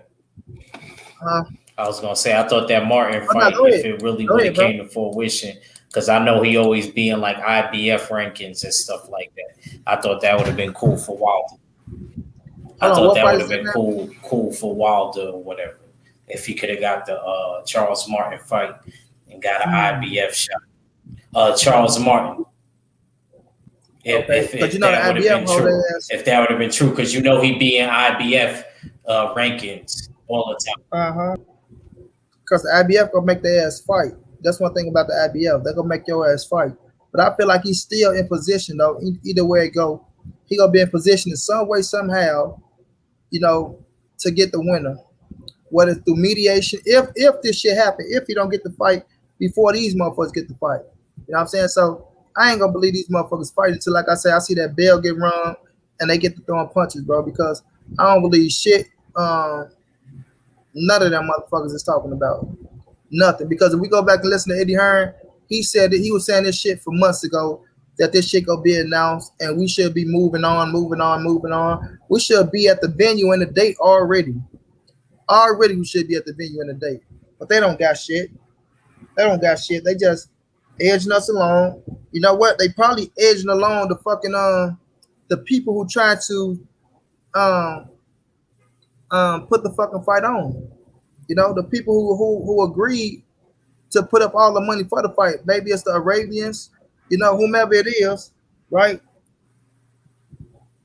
Whomever it is, they probably let's just try to hold him out for a few more months, tell them we're in negotiations and things of that nature to try to get it to where the fans can come out and be in attendance so they can try to make that back end dollar. Because I'm telling you, them Arabians put up that bread though, Monty. You can't cap. I will never say they won, but they put up the bread. But what are they making back? Yeah. I agree. And how do you make it back? Through pay-per-view, through ticket sales, right? Through people flying in, giving a great fucking event, right? So now if they holding the fight in Arabia, guess what? You having a whole lot of spectators flying in. Don't get me wrong, you're gonna have the people coming out in the country, but the majority of the people flying in for an event. So it's a whole lot that go into making that money back. A whole lot that go into making that money back. So of course they'll put the money up because of the magnitude of the fight. But it's up to the promoters and all those motherfuckers, right, to make that shit work and to make that money back on the back end. So, like I say, it's still a long way apart before they can get in there and they can say, oh well, X amount of people can fly in and promote that shit to the people that buy on pay-per-view. I know there was a rematch clause, but boxing wise, the Fury/Wilder fight didn't warrant an immediate rematch. Wilder needed a tune-up to be able to market himself as the dude. Are you dumb or just dumb? No, it wasn't an immediate rematch that was supposed to happen. I'm banging the gavel. You know who stopped that shit? Bob Arum stopped that shit. You want to know why they stopped that shit? Because Fury wasn't ever signed to ESPN and Bob Arum before the first fight with Deontay Wilder. After the first fight with Deontay Wilder, they swooped in and wanted to sign Tyson Fury to what? $100 million deal, supposedly supposed to be $100 million deal, right? It ain't Wilder needed a tune-up. Fury needed a motherfucking tune-up, and not just one tune-up, two tune-ups, and then they had to send the motherfucker back to the WWE, and then he got to fight Deontay Wilder. Revitalize my ass. She could go revitalize Fury to some other bullshit. What the hell is she talking about? Y'all boy just be talking. Fury whack. Y'all boy just be talking, dog. What was your next topic, man? What was you gonna say? You had another topic you was bringing up. I wanted to hear it before I got about it with you. My next topic, man, is Chocolatito and oh yeah, what you thinking? And Estrada? Juan Estrada. Yeah, Chocolatito and Juan Estrada, man. Listen, great fucking fight. Great fucking fight. Lived up to the hype. Just like the first fight, lived up to the hype. I thought Chocolatito edged it out. Me, myself. 116 to 117 was a bullshit ass card. I'm not calling this shit no robbery. I'm not pissed off that Estrada got the W because it could have been a draw either way, or could have been going one way either or by 1 point or two, right? But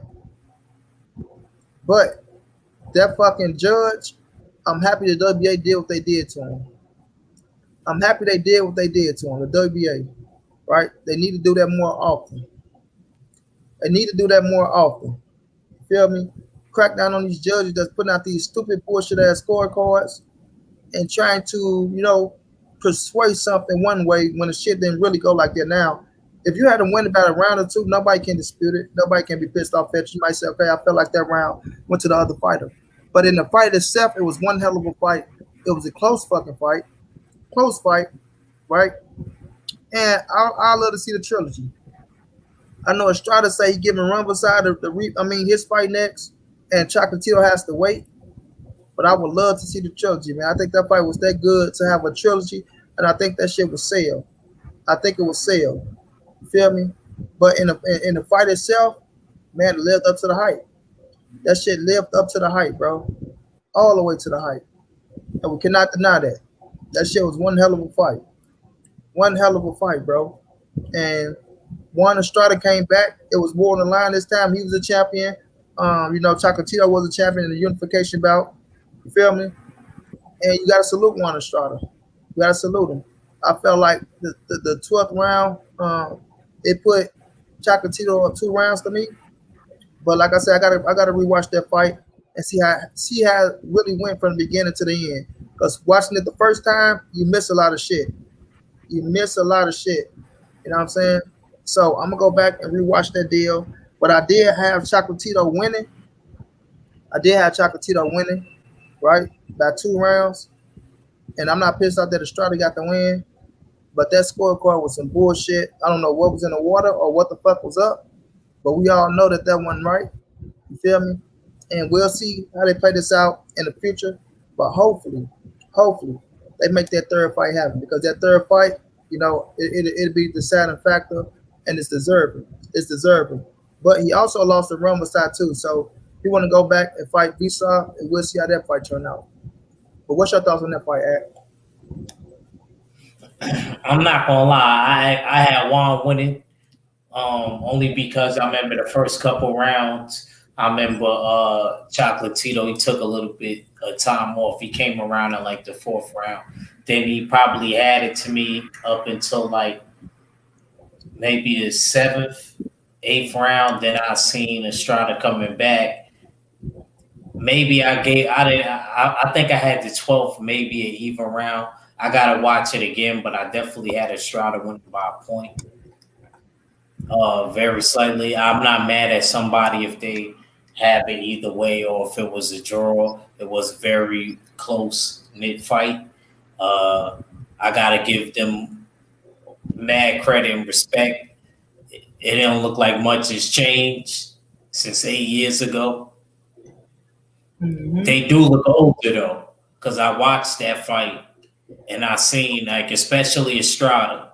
Strada looked like a little kid when they. Uh-huh. I could definitely tell the difference. That's a fact. You know what I'm saying? And he looked at way bigger. He looked at smaller than Chocolate Tito in that fight. Yeah, they was when in they different weight first class. They fought in different weight class. That was the same division. and then it was crazy. And then now look at it like they a couple years apart or whatever. And I'm looking at Estrada now. I'm like, damn, he look older and bigger than him. But Estrada was trying to knock him out though. That's the only thing I can say the difference between him and Chocolatito. Chocolatito was landing, but I feel like there wasn't no kill on it. I felt like even though both of them don't punch hard, I just felt like Estrada, he was really trying to get him out of there though, even though he didn't have the power to do that. That's a fact. He went for it in 11, most definitely. I ain't like Keon and Laurie brought it to my attention, like, because I had the volume off, that his corner said you need a knockout. They told Estrada he needed a knockout. You know that, Monty, like I do that. A lot of times, like my coach would have did that to me. I could have been winning, really, but he would have been lying so that I could step on the gas. You get what I'm saying? Like psych me out, so that could be believe it or not, sometimes, sometimes coaches would do that. Yep, I don't deny that. You feel me? Make you finish strong. Put a pep in your step. You feel me? That means we just need to go out here. Because I would, especially if you catch me off guard with it. You know what I mean? Yeah. If you catch me off guard, like, yo, you lose, we could, like, you know what I mean? Say you didn't say it to me the whole fight. You talking to me regular. And then all of a sudden, like, the ninth going in the 10th round, you like, yo, you losing. I'm like, what the fuck? Why you wasn't telling me that? Exactly. Like, why you wasn't telling me that in the 6th? That's what I was thinking. I wouldn't argue with you because I know the training tracks and all of that, and then I know like everybody be going live. I'm gonna be thinking about shit. I would definitely be thinking about shit like that. So I'm gonna try to be conscious about what I say and how I say it and shit. But like I said, I'm not pissed off that Estrada got the W. Like it's like I said, it was one hell of a fight, dog. One hell of a fight, and it was going back and forth. You feel me? But like I said, I gotta watch it over, dog. It's that type of fight, and I respect it. I ain't mad. They gave 110%, man. That remind me of Johnny Tapia and Paulie Ayala. Oh yeah, rest in peace, Johnny Tapia. Yeah, man. Yeah, that was a hell of a fight, though. My bad, y'all had to put this damn charge in this damn computer. That motherfucker one dead on me.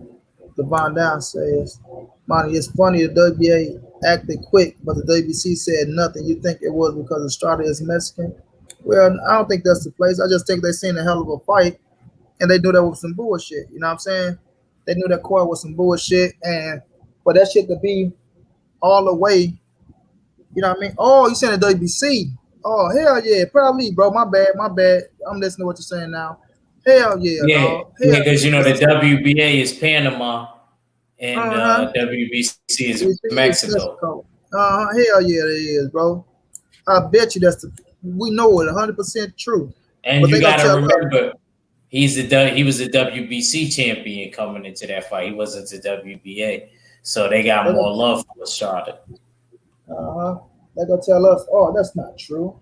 We're not doing that because we're not racist. They ain't gonna have cats coming out. They go to LDBC being racist again. There they go. Oh man, these guys are just racist, man. They're just racist. Can't say that. I can't say that. I picked Estrada to win. I wasn't one of them people that picked Chocolatito. So you can't say that. Right. Whether you pick Estrada or Chocolatito, neither one is black. You know what I'm saying? Neither one is black. So these cats nowadays, like I got the screenshot and I got a video coming up on this clown.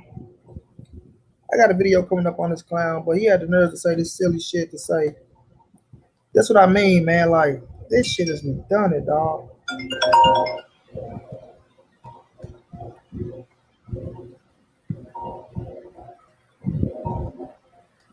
My man say, for the so-called boxing channels that didn't mention the historic fight of two future Hall of Fame Chocolatito versus Stratas before or after, I'm here to say those are not boxing channels. Those are racist channels disguised as boxing channels. The supporters of those channels, frankly, are racist themselves. Man, listen, dog. We cannot make this shit up. This shit is terrible.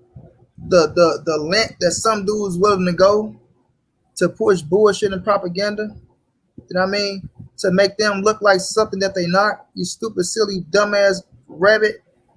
You know what I mean? So it's just redundant, bro. This shit is just redundant. Like I be looking at some shit and I be like, boy, the shit niggas do for clicks and bakes and to make themselves look different, dog. It don't make no sense, bro. It really don't make no goddamn sense. No sense at all. But Chocolatito and Estrada, yeah, we ain't gonna put too much light on them motherfuckers. But Chocolatito and Estrada, bro, one hell of a fight. One hell of a fight, you know. But now I'm gonna get to David Benavidez and Ronald Ellis, man. What a scrap. What a scrap. What a scrap. And even though Ronald Ellis was getting his ass whooped majority of those rounds, he's a tough motherfucker, dog. Ronald Ellis proved to you that you gotta have some really real motherfucking Mack truck type of power to put his ass down or to put him out. You feel me? To put him down or to put him out. Because that motherfucker took a beating Saturday night. He took a beating. And I'm quite sure everybody was looking at the television, telling them to stop the fight. You know, he did good. We see it, especially in the ninth round. I said, okay, look, I get it. You always want to leave your fight out there because of that what if factor. What if I land this punch and knock his ass out? What if I do this? What if I do that? That what if factor wasn't there for my boy, man. It wasn't. It wasn't. He wasn't hitting with that much power. He wasn't like had nobody hurt or shooken up or things of that nature. Chocolatito landed almost 100 more power shots. Most corners tell you the truth when you behind. Leonard was told you're blowing it. Then Taylor was told 2 to go for it and got KO'd in Chavez when he was winning. Facts.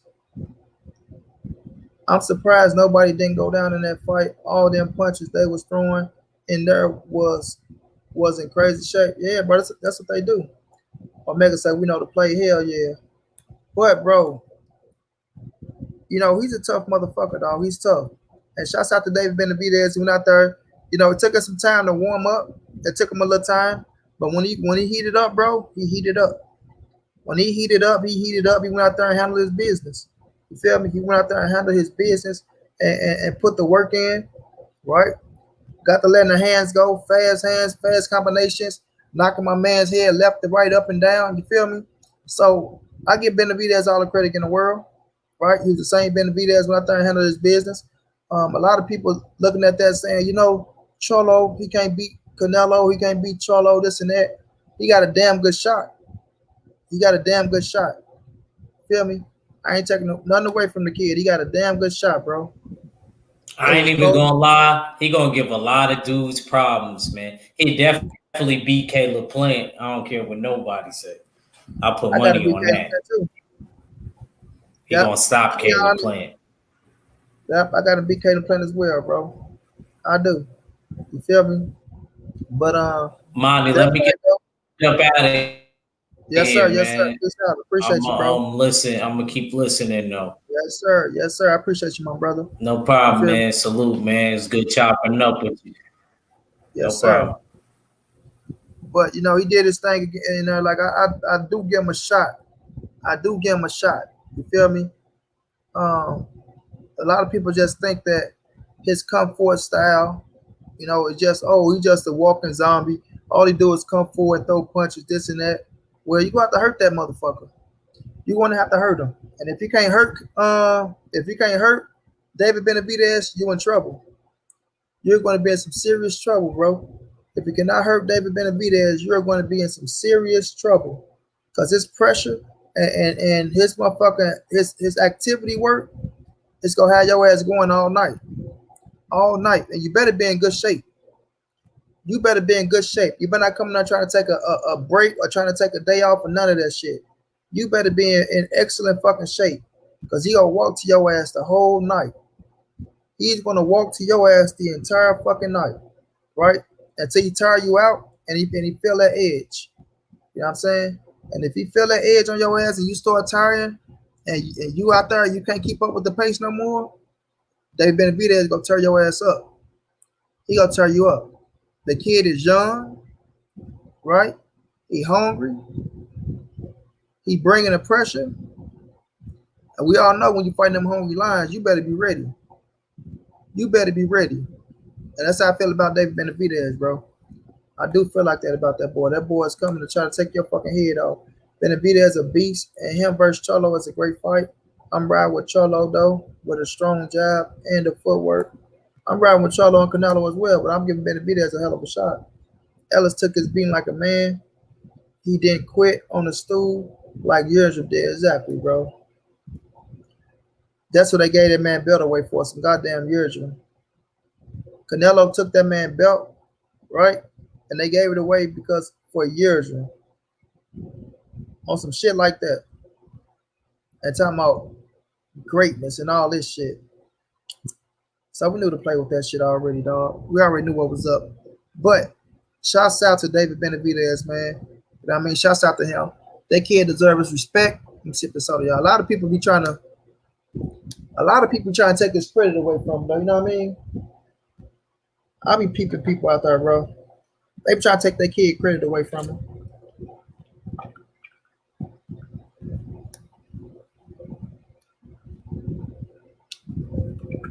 They try to take their kid credit away. Benavidez will beat Canelo, though he won't be able to move enough, and he too short.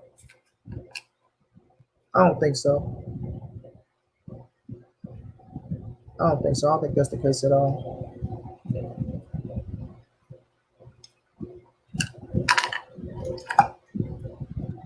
I don't think that's the case at all.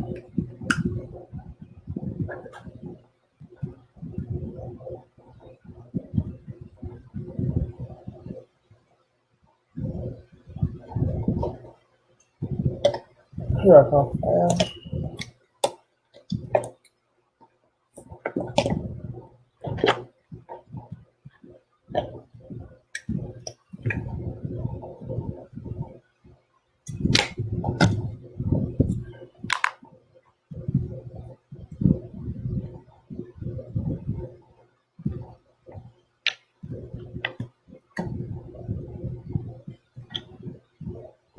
Oh, shit.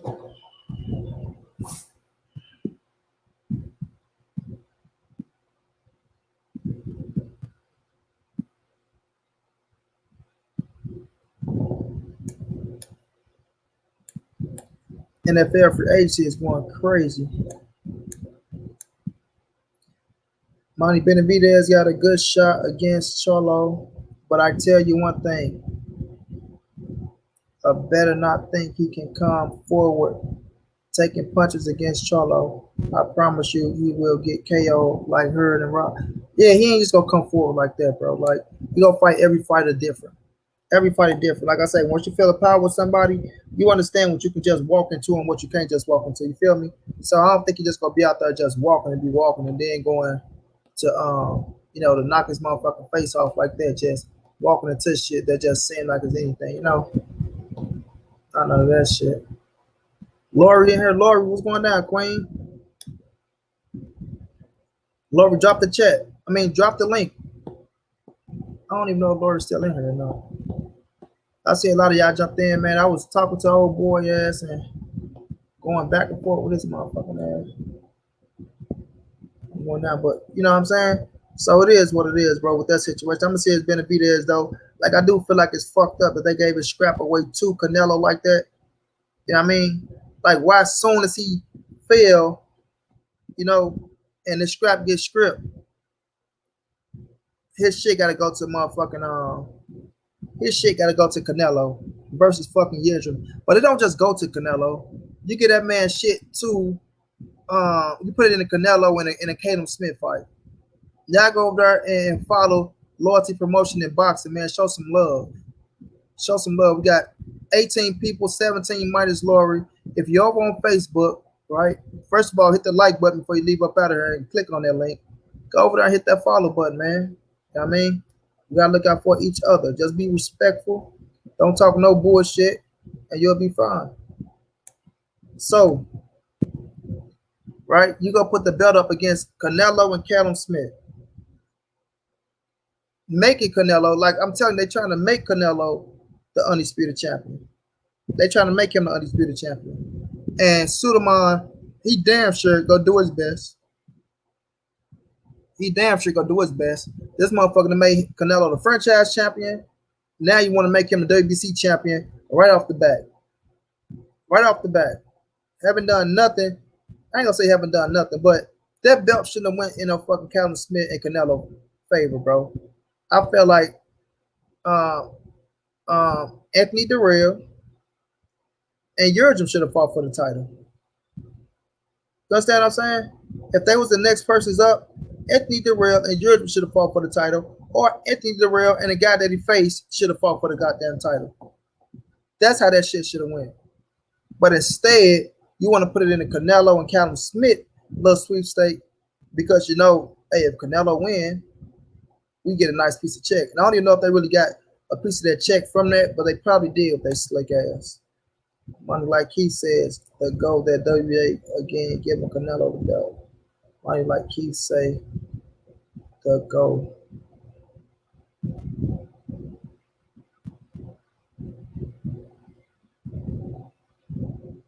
I don't get it. I don't get. You got to reword that. But they trying to make Canelo undisputed. You know, he beat Callum Smith. He get the WBC scrap. Guess what? Now all of a sudden he the number one guy at the fucking division. With Callum Smith, with Caleb Plant and Billy Joe Benner. So it's just crazy to me. Yes, he's going to be the bigger name. Yes, he's the bigger draw. But at the end of the day, man, make him earn that shit. There go that WBC again. Okay, I got you. Yeah, I got you. But hell yeah, bro. Make him earn that shit. Make him earn it. Y'all not even making them earn this shit. Y'all just giving them shit. Feel me? And that's the fucked up thing that I be talking about. That's the shit that I don't rock with. You feel me? You trying to make this motherfucker the greatest. You trying to make him the greatest. You know, knowing damn well that that man held no weight. He held no weight. None. None, bro.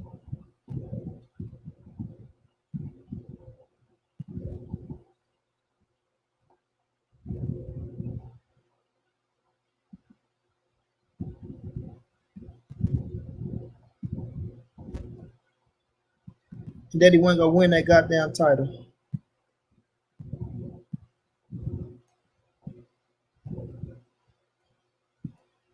But that's exactly what they do. That's exactly what they do.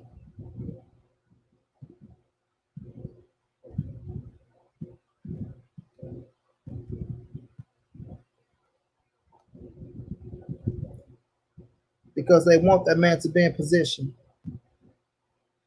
They want him to be in position.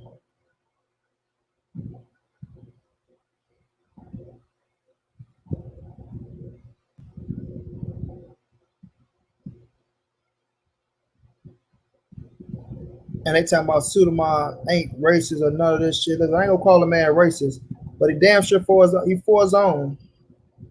He damn sure for his own. That's something we can't deny.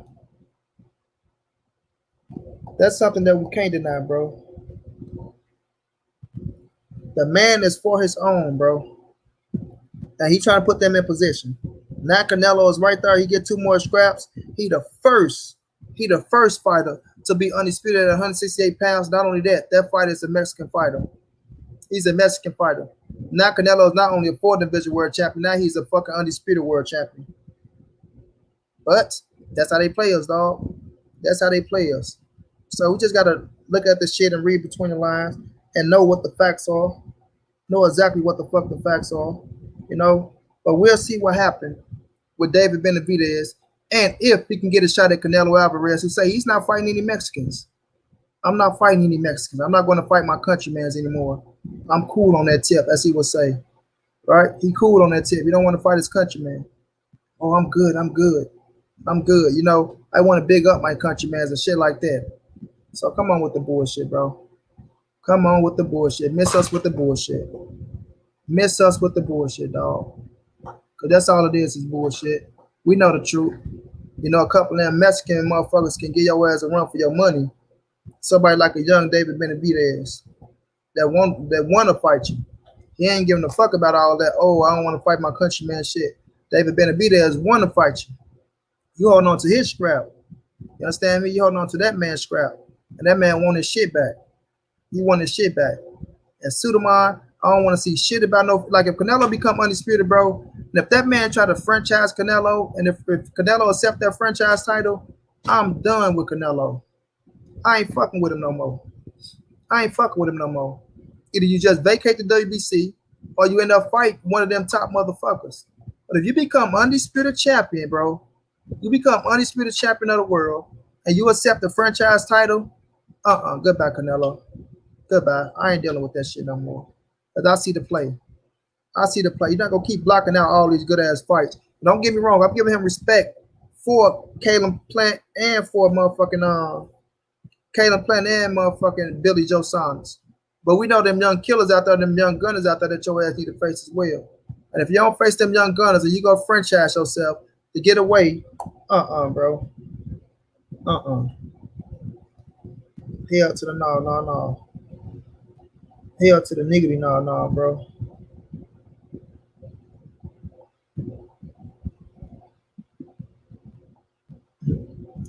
Who the fuck is Brick Top?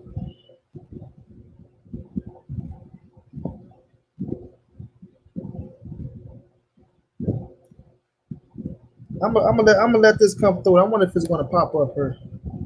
I want y'all to see this shit. I want y'all to see this. I hope y'all ain't blocked this dude Brick Top, bro, because we know he one of these suckers, all right?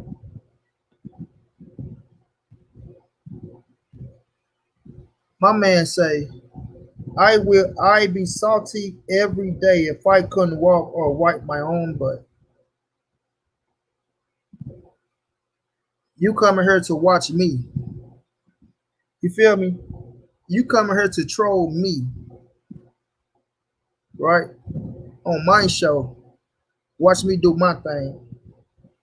But I'll be salty every day. That's right. You will be a salty motherfucker because you're a bitch ass Negro. That's why.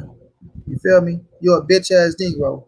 And you probably would do more than be salty. You probably want to slit your wrist. You feel me? Or blow your own motherfucking brains out. Because a bitch ass nigga like you can never be me, nigga. Ever in your motherfucking life, homie. Ever. So yeah, you will be salty every day, homie. You will be.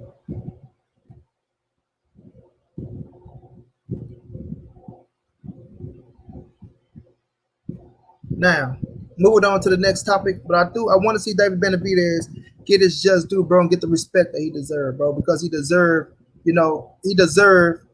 to a shot at his title back, even though he lost it on the scale. Don't get me wrong.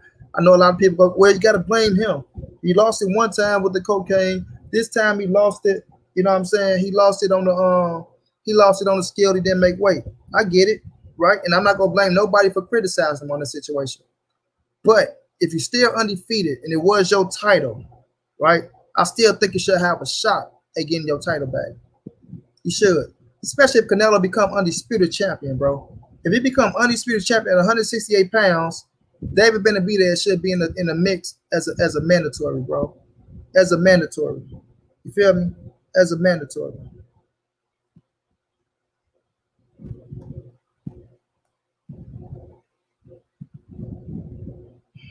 Yeah.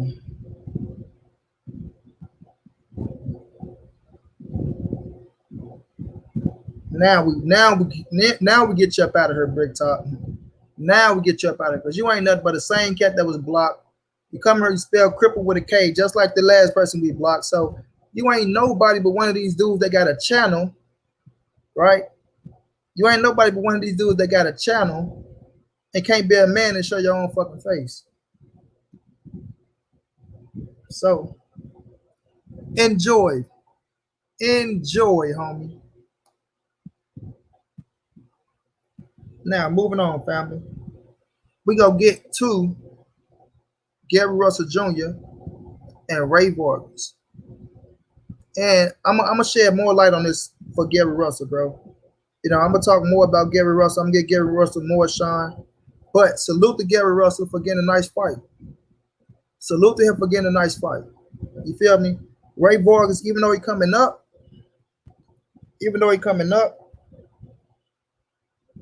from 22 to 26,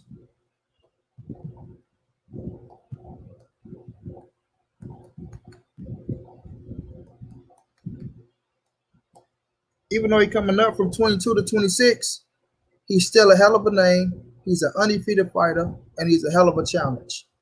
You know what I'm saying? He's a hell of a challenge. So respect to Ray Vargas for coming up in his first fight at 26.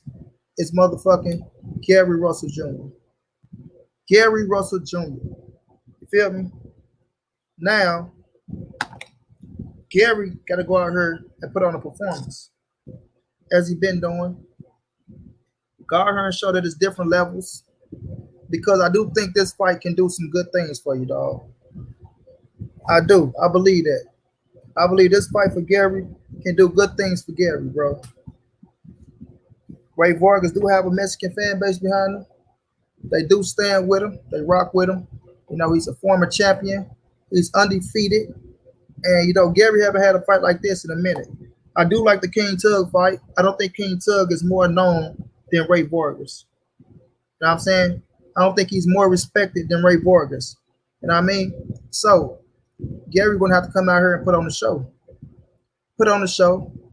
Knock Ray Vargas' ass out if you can get him out of there. If not, you know, outpoint him.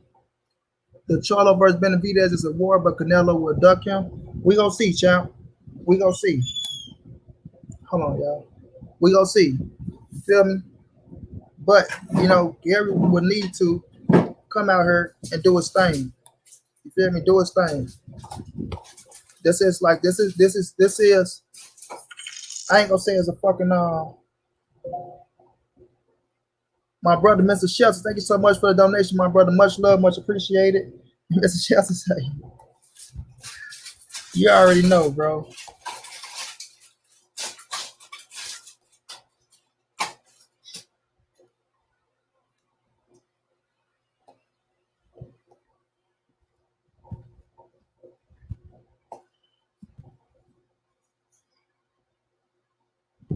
Oh yeah, Levon. Now, of course it's gonna be.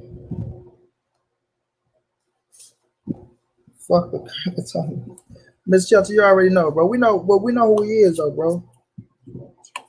We know he's one of these dudes. Oh, we know he's one of these dudes that got a channel and that's afraid to show his face. So I ain't like that's the last thing I'm worrying about, dog. Last thing I'm worrying about is cats coming out here throwing insults. You know what I'm saying? These cats coming out here throwing insults, bro. Niggas can't hang with me at all, bro. I dropped the link. The link was dropped. If you felt that way, you know what I'm saying? If you felt that way, the link was dropped. He could have jumped out here and said all that shit to my face and show his face to show that he's standing on what he say. But these cats don't be standing on shit they talking about. I respect the man that jump on anybody panel that can show their face, bro. That's who get the respect. Whether y'all going at it or not, whether y'all talking about going back and forth and y'all don't like each other, whatever the situation is. But you can respect the motherfucker that stand on their word and they ain't afraid to show their face, dog. All these cats that want to hide behind their little keyboards or hide behind a fucking avatar, we know they ain't, whatever they saying, they ain't saying that shit in real life. You feel me? They probably kissing black people ass in real life. You know what I mean? So I'm not worried about that, bro. I'm not worried about that at all. Ray Vargas is a fighter. Is 5'10", throws a lot of punches. It should be a tough. Hell yeah, bro. Hell yeah. And you know what? It probably was about time for him to come up to 26. You feel me? Because he missed weight on the scale and his opponent missed weight on the scale. So it's probably time for him to come to 126, bro. I mean,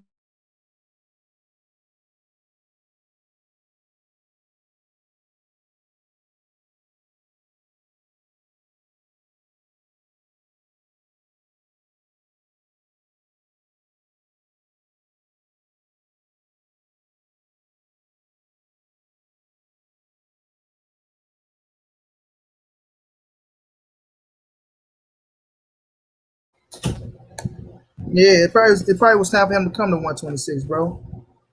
Gotta remember that shit. So this should be a good scrap. It should be a good scrap, bro. Like I said, Gary gotta come out here, show out, do what he do best. You know what I mean? Go out there and get the W. You feel me? Secure that title again. But what I want for Gary Russell to do is to come to 130, man.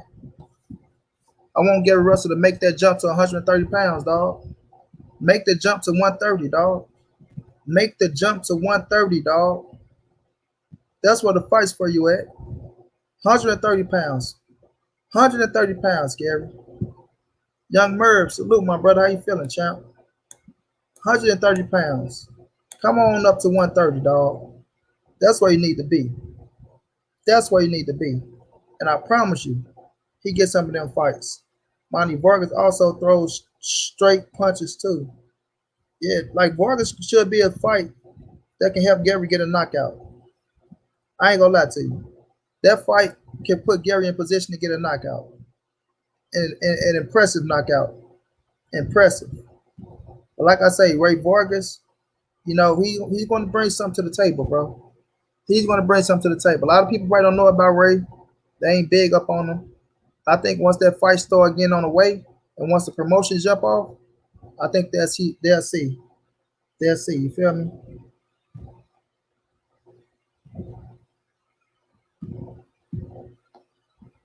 They will see, bro. So we gonna see and see how that plays out. But I want to see Gary, man, get at least before his career over with. I want to see him get 3 big fucking fights with big names. 3 big fights with big names. And check this out, fam.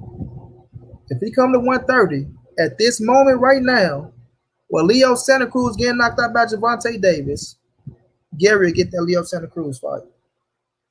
I know people be like, well, look, Leo been knocked out and he lost to he already took an L to Corey Frampton.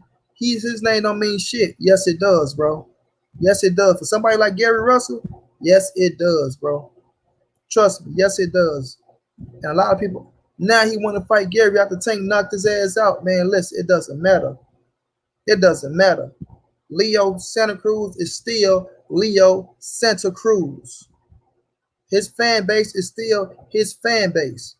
And you put him in another big fight against Gary Russell Jr., that shit will fly. That shit will fly and it will sell. You know what I mean? It will sell. You can put that on the undercard of something big, bro. You can put Gary and Leo Santa Cruz on the undercard of something big. Trust me when I tell y'all, bro. Trust me when I tell y'all, bro. Trust me. And that's just being real. That's just being real, bro.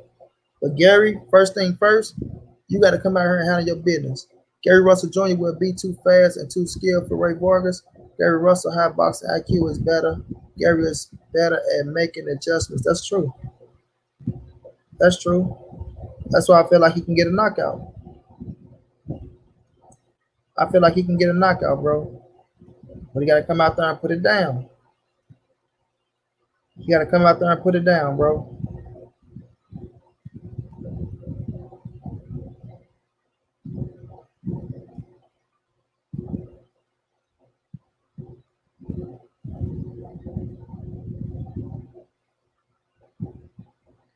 You know, I'm bad, y'all. But yeah, so with that fight being made, bro, I feel like that's a hell of a one.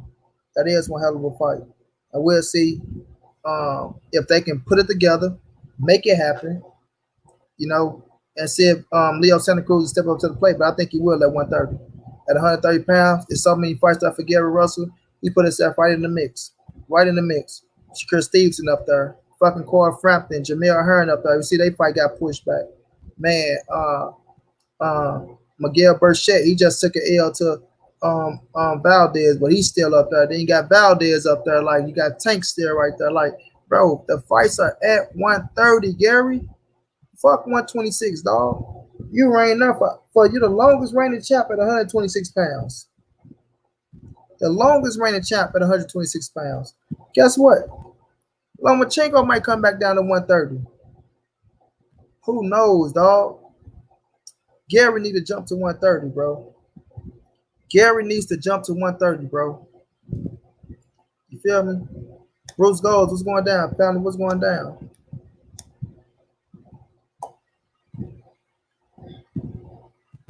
Look, y'all, this gotta be a lame ass nigga. Not he in my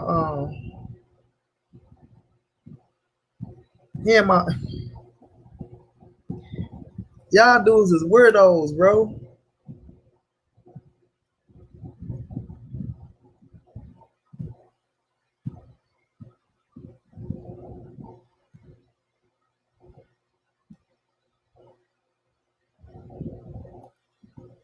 Y'all dudes are straight fucking weirdos, dog.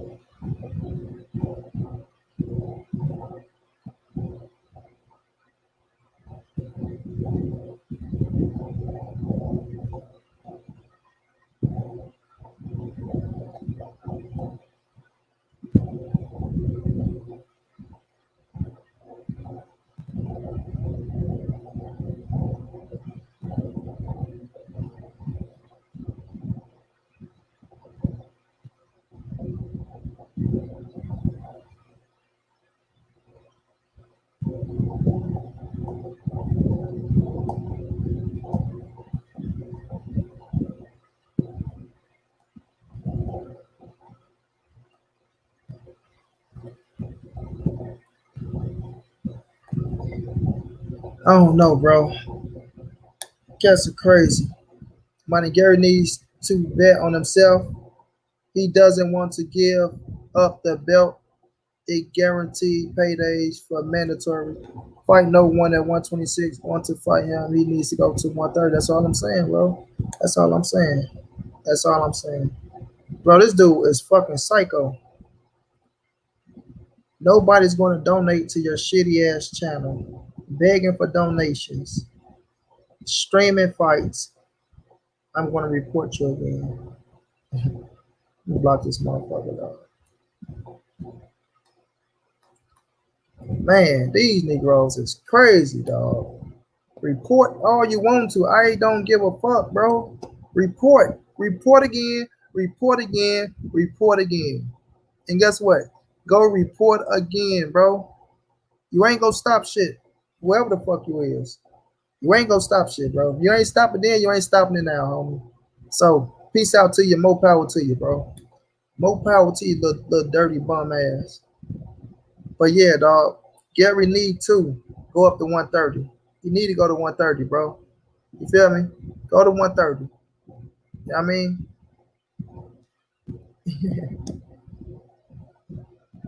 I reported the other dude. Like Ellie said back. Yeah. He talking about nobody want to donate to your bum ass channel streaming fights. I'm reporting you again. Dude, I don't give a fuck, bro.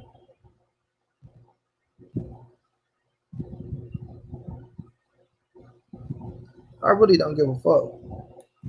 Like, these dudes sit around, bro. Chase you down from Instagram to YouTube, from YouTube to Instagram. These motherfuckers ain't got a life. These motherfuckers ain't got a life, bro. Like, dude, go do something with yourself, dog. Do you got a girlfriend or what? If so, she'll allow you to run on man channel, bro, and talk and talk and talk. And talk and talk and talk. Like, it's ridiculous. Pretty ridiculous. But, Gary, the fights are at 130 for you, bro. The fights are at 130 for you, Gary. You need to make that happen, child. You know what I mean? Yeah, I already blocked that clown on Mega. You feel me? I ain't worrying about his ass. Psychos, man. Psychos. These cats worse than females that be stalking. You know what I'm saying? These cats is really like worse than females that be stalking, bro. These motherfuckers chase you down from Instagram. Post on your Instagram. Come to to YouTube. Thank you God that I ain't got no Facebook pages like that. Or they'll chase you over to Facebook. So I ain't worrying about it, bro. And I gotta stop giving these cats so much energy and things of that nature.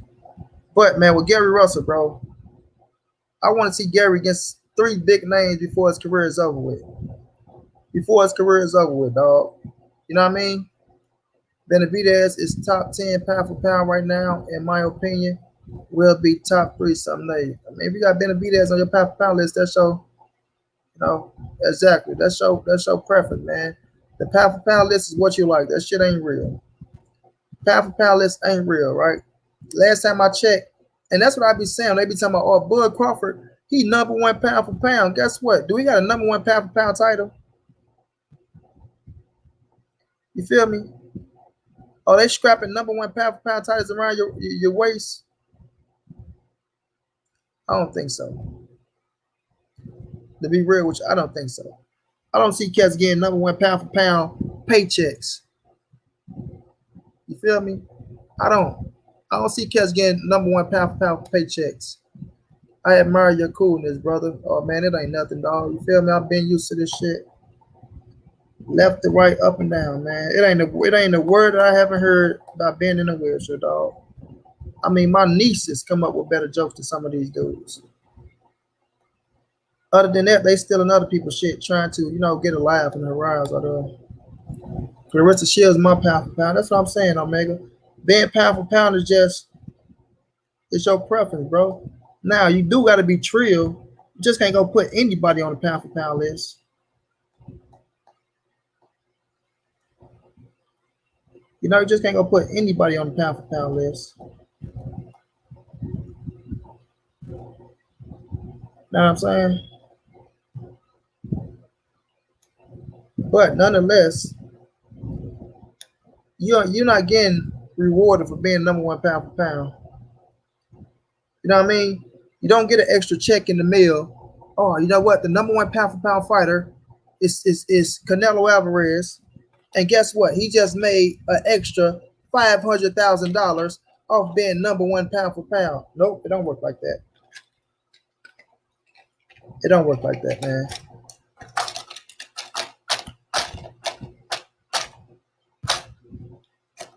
It's recognition, but people think you're supposed to get money for being #1 pound for pound. Andre Ward was #1 pound for pound. He ain't get shit. Nothing. I'm happy you said that, bro.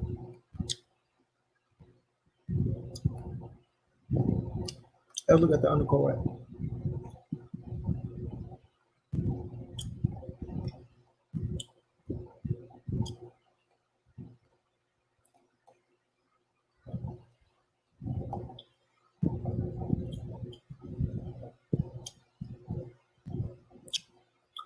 Okay. So Nicia Estrada back in the ring. She defended her title against Annabelle Ortiz.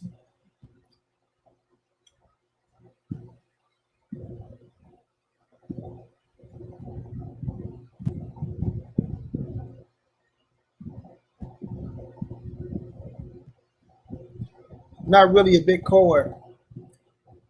2 world championship fights though. Nicia Estrada, Maurice Hooker, Virgil Ortiz.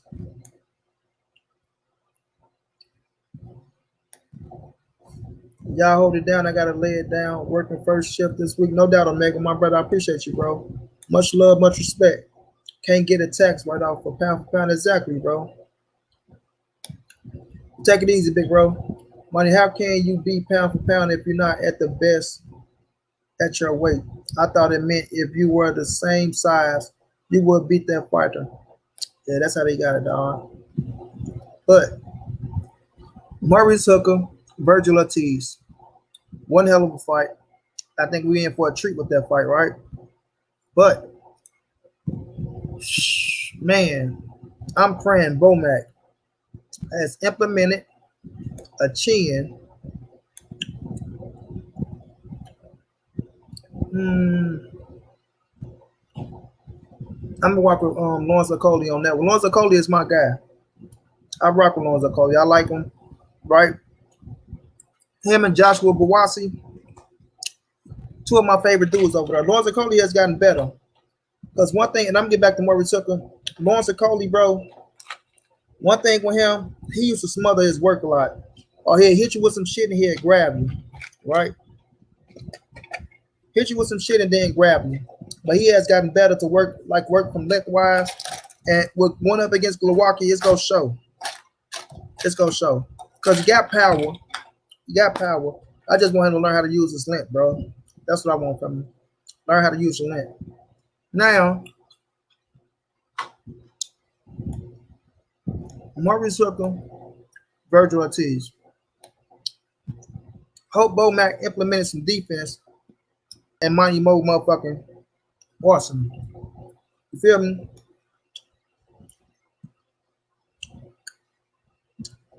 And Mighty Mo Arsenal. Because if he haven't, and a fight break out into a fight, and Virgil Ortiz, so I think, you know, he places punches better. I think he got the better defense. If he catch this man on the chin the right way, as much as I rock with Mighty Mo, man, salute to Mighty Mo, gave me a shout out. Much love to you, bro. Much love to you. You going to sleep. You going to sleep. Virgil Ortiz is 16-0 with 16 knockouts. He will be 17-0 with 17 knockouts. And Mighty Mo would have helped, you know, catapult his career closer to a world title shot. But he's coming with offense. Maurice Hooker has an offense. That's one thing he's coming to. He's coming to fight. That's something you can't deny. That's something you can't doubt. He go fight. He just go fight a little bit too much. And when he get hurt, he don't know how to grab. You know what I'm saying? When he get hurt, that motherfucker still be trying to throw punches. And you sitting up there trying to throw punches while you hurt. We already know what that means. That's a bad recipe for disaster. You hear me? And I'm rocking with Mighty Mo. Don't get me wrong. I want him to win this fight. You understand what I'm saying? I want him to win this fight. I just don't believe he will. I just don't believe he will. I got Virgil Ortiz by knockout. You know what I'm saying? I got Virgil Ortiz by knockout. Do I think Virgil Ortiz is a better fighter than Jose Ramirez right now? I don't know. I can't really call that. You know, because Virgil Ortiz haven't fought nobody for real of this status. So it will show if he can get Mighty Mo out of there earlier than Ramirez, but it still won't, you know, validate that Virgil Ortiz is a better fighter than Ramirez. You know what I'm saying? Until Virgil Ortiz show me he can become a world champion and a unified world champion. You feel me?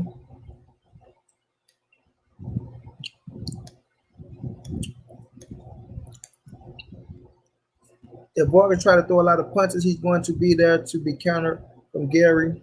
Now, Vargas' height and reach can cause Gary some trouble, but once Gary get his timing down, he will take control. I agree, Marcus. When I got a saying, there's no meat around Hat Chin. There is no meat around Hat Chin. I don't get it, my brother. Explain it. Look, I know it says a saying, but listen. Mighty Mo. You got to land a mighty blow. Virgil and Boots are the next two up. That's a fact.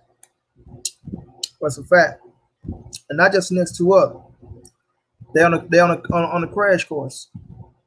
They're on the crash course. Jerron Ennis and you know, Virgil Ortiz on the crash course to face each other. And I want that matchup to come. I want that matchup. You know, I think Jerron Ennis wins. I think Jerron Ennis got more than two box. But Virgil Ortiz is a dangerous fighter for anybody, as long as he continue to grow and progress the right way. But Virgil don't have the legs of Jerron Bruce Ennis. I don't think he got the IQ neither. I think he's smart. But I think Virgil is he's that puncher fighter that when shit get going and push come to shove, he's going to be looking for that one punch knockout. You know what I mean? He's going to be looking for that one punch knockout. For his Boots to go have a skill set to outbox your ass. You know what I mean? So, them are two hell of a fighters, bro. Two hell of a fighters. I like this. I like both of their styles. They both growing. And they both in their best step-up fight. Virgil going up against Maurice Hooker. And Jerron Ennis going up against Sergey Lipinich. So, we'll just see how it play out. But I do like both. But the one that's up right now is Mighty Mo and Virgil. I think we in for a treat. I think it's going to be a good fucking fight. I just hate that knowing Maurice Hooker defense ain't that tight. And when he get hurt, he don't know how to hold. He don't know how to hold. He try to bang it out. Nah, Booker Bird, it ain't suspect. It is what it is. He ain't really got that bitch. You know what I'm saying, Murr? It ain't suspect. Oh, there is no meat around that chin. Okay, I got you. Hell yeah. I mean, you crack that motherfucker, you going down. Hooker, come on, man. Get the fuck out of here, little dude. Boy, these boys got 1,001 fucking 1,001 goddamn profiles, dog. Yeah, but Maurice Chin is what it is, bro. You tap that chin the right way, he going down. You tap that chin the right way, he going down, bro. He going down. You feel me? And this ain't no disrespect to Maurice, but I fuck with Maurice. But if you tap that chin, my dude going down. That's a fact. And I think Virgil got the power to do those things. He has the power to do those things, bro. Will he be successful? I believe he will. I believe he will. Just looking at what's been taking place and what's been transpiring in the last couple of fights, I believe he will. Now, could Maurice Hooker get him past a certain amount of rounds and try to drown the kid? Then we can talk about some shit. But if he can't, it's gonna be a problem. The worst chin I ever seen was David Price. Yeah, his ass go down. There's a lot of people that go down like that. But I think Amir Khan. Bro. I agree, PLG. He beat Hooker, but not Boots. 100%. But he get Boots a run. Both of them dudes are confidence. Both of them got confidence. Both of them believe they can beat the entire division. You see Boots calling out Earl Spence and Bud Crawford. You see Virgil Ortiz calling out Earl Spence and Bud Crawford. So they believe in their skill set. Bro. Now, believing and doing is two different things. Family. That's what it's going to come down to. Believing and doing are two different things, bro. Young Bird, I thank you for the donation. Thank you so much, champ. I appreciate that, my brother. I think I did, though.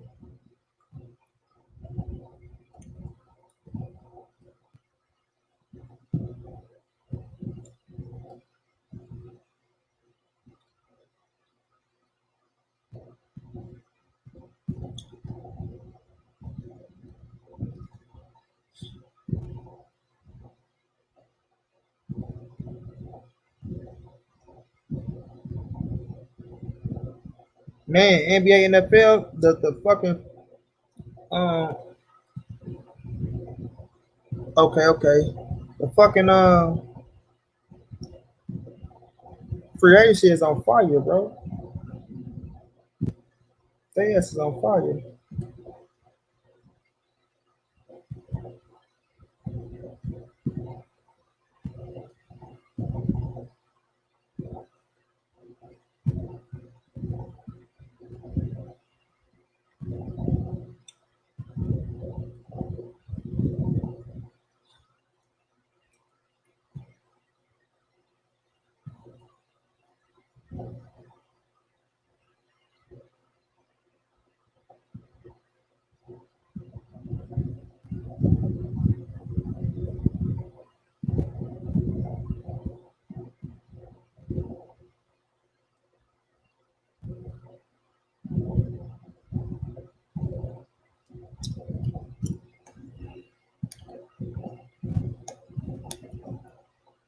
Hooker got an 80-inch reach. Hooker better be able to move all night. He could move, bro. Like when he fought, when he went over there and fought Terry Flanagan in the UK, he used his legs. They banged it out, right? He gonna bang it out, but Virgil Ortiz go bring the pressure. Like if he try to move too much, it'll be a disservice to him. Bro. So what he got to do is just keep his reach, right? And let your shit go because he can pop. You know what I'm saying? I think this is the strongest puncher that he ever faced. He can punch. It just comes down to him being smart. Being smart, bro. Being smart and not falling into a fight every fucking step of the way. Every step of the way, not falling into a fight. You know what I mean? So we'll see how that play out. But Virgil Ortiz, this go show us something about this kid. It's gonna show us something. This is toughest test, right? Nobody can dispute that. This is his toughest test, and we'll see how he handled it. But I think he go out there. I think he knocks him out. Now at 147, right? Maurice Hooker, it ain't like he the one of the elites or someone that's going to put you in that direction in a world title shot. It's a good name because Maurice Hooker ever did that at 147 himself. So it's a good name, you know. You can do your thing for experience, but you still got to get up there with the big dogs. You still got to get up there with the big dogs. And we'll see what this do for my man's Virgil Ortiz. And we'll see how he go out here and how he handle Maurice Hooker. Because if he handle him in an impressive fashion and get him out of there early, you know, it's gonna bring some bells, it's gonna make some noise. But if you struggle a little bit, right, and you end up getting a win, then people gonna say, well, you know, he need to think about this and think about that.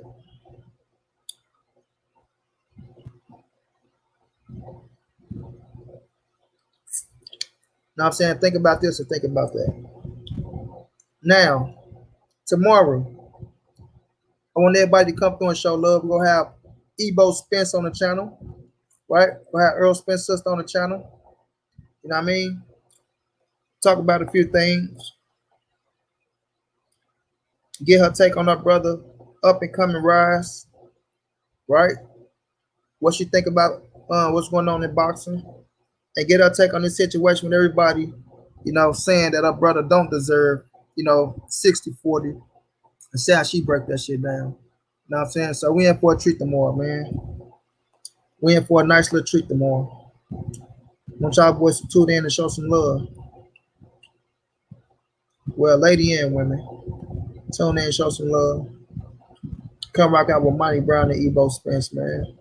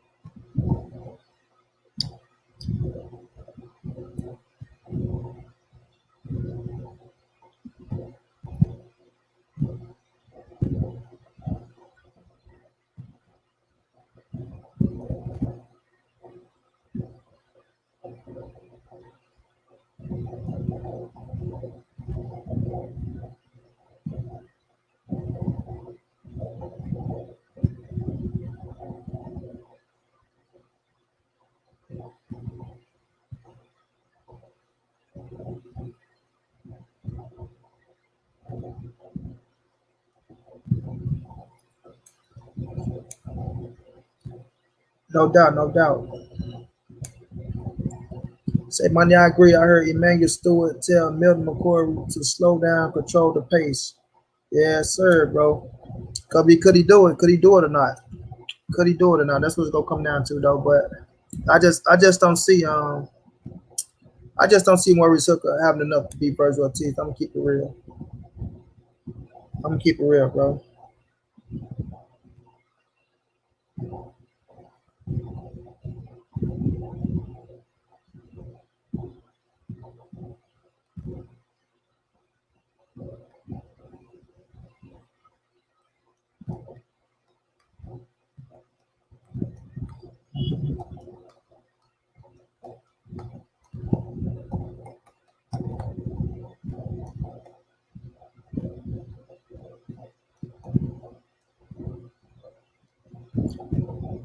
Yes, sir, Omega. Yes, sir. I'm about to get ready to hang it up myself, though, man.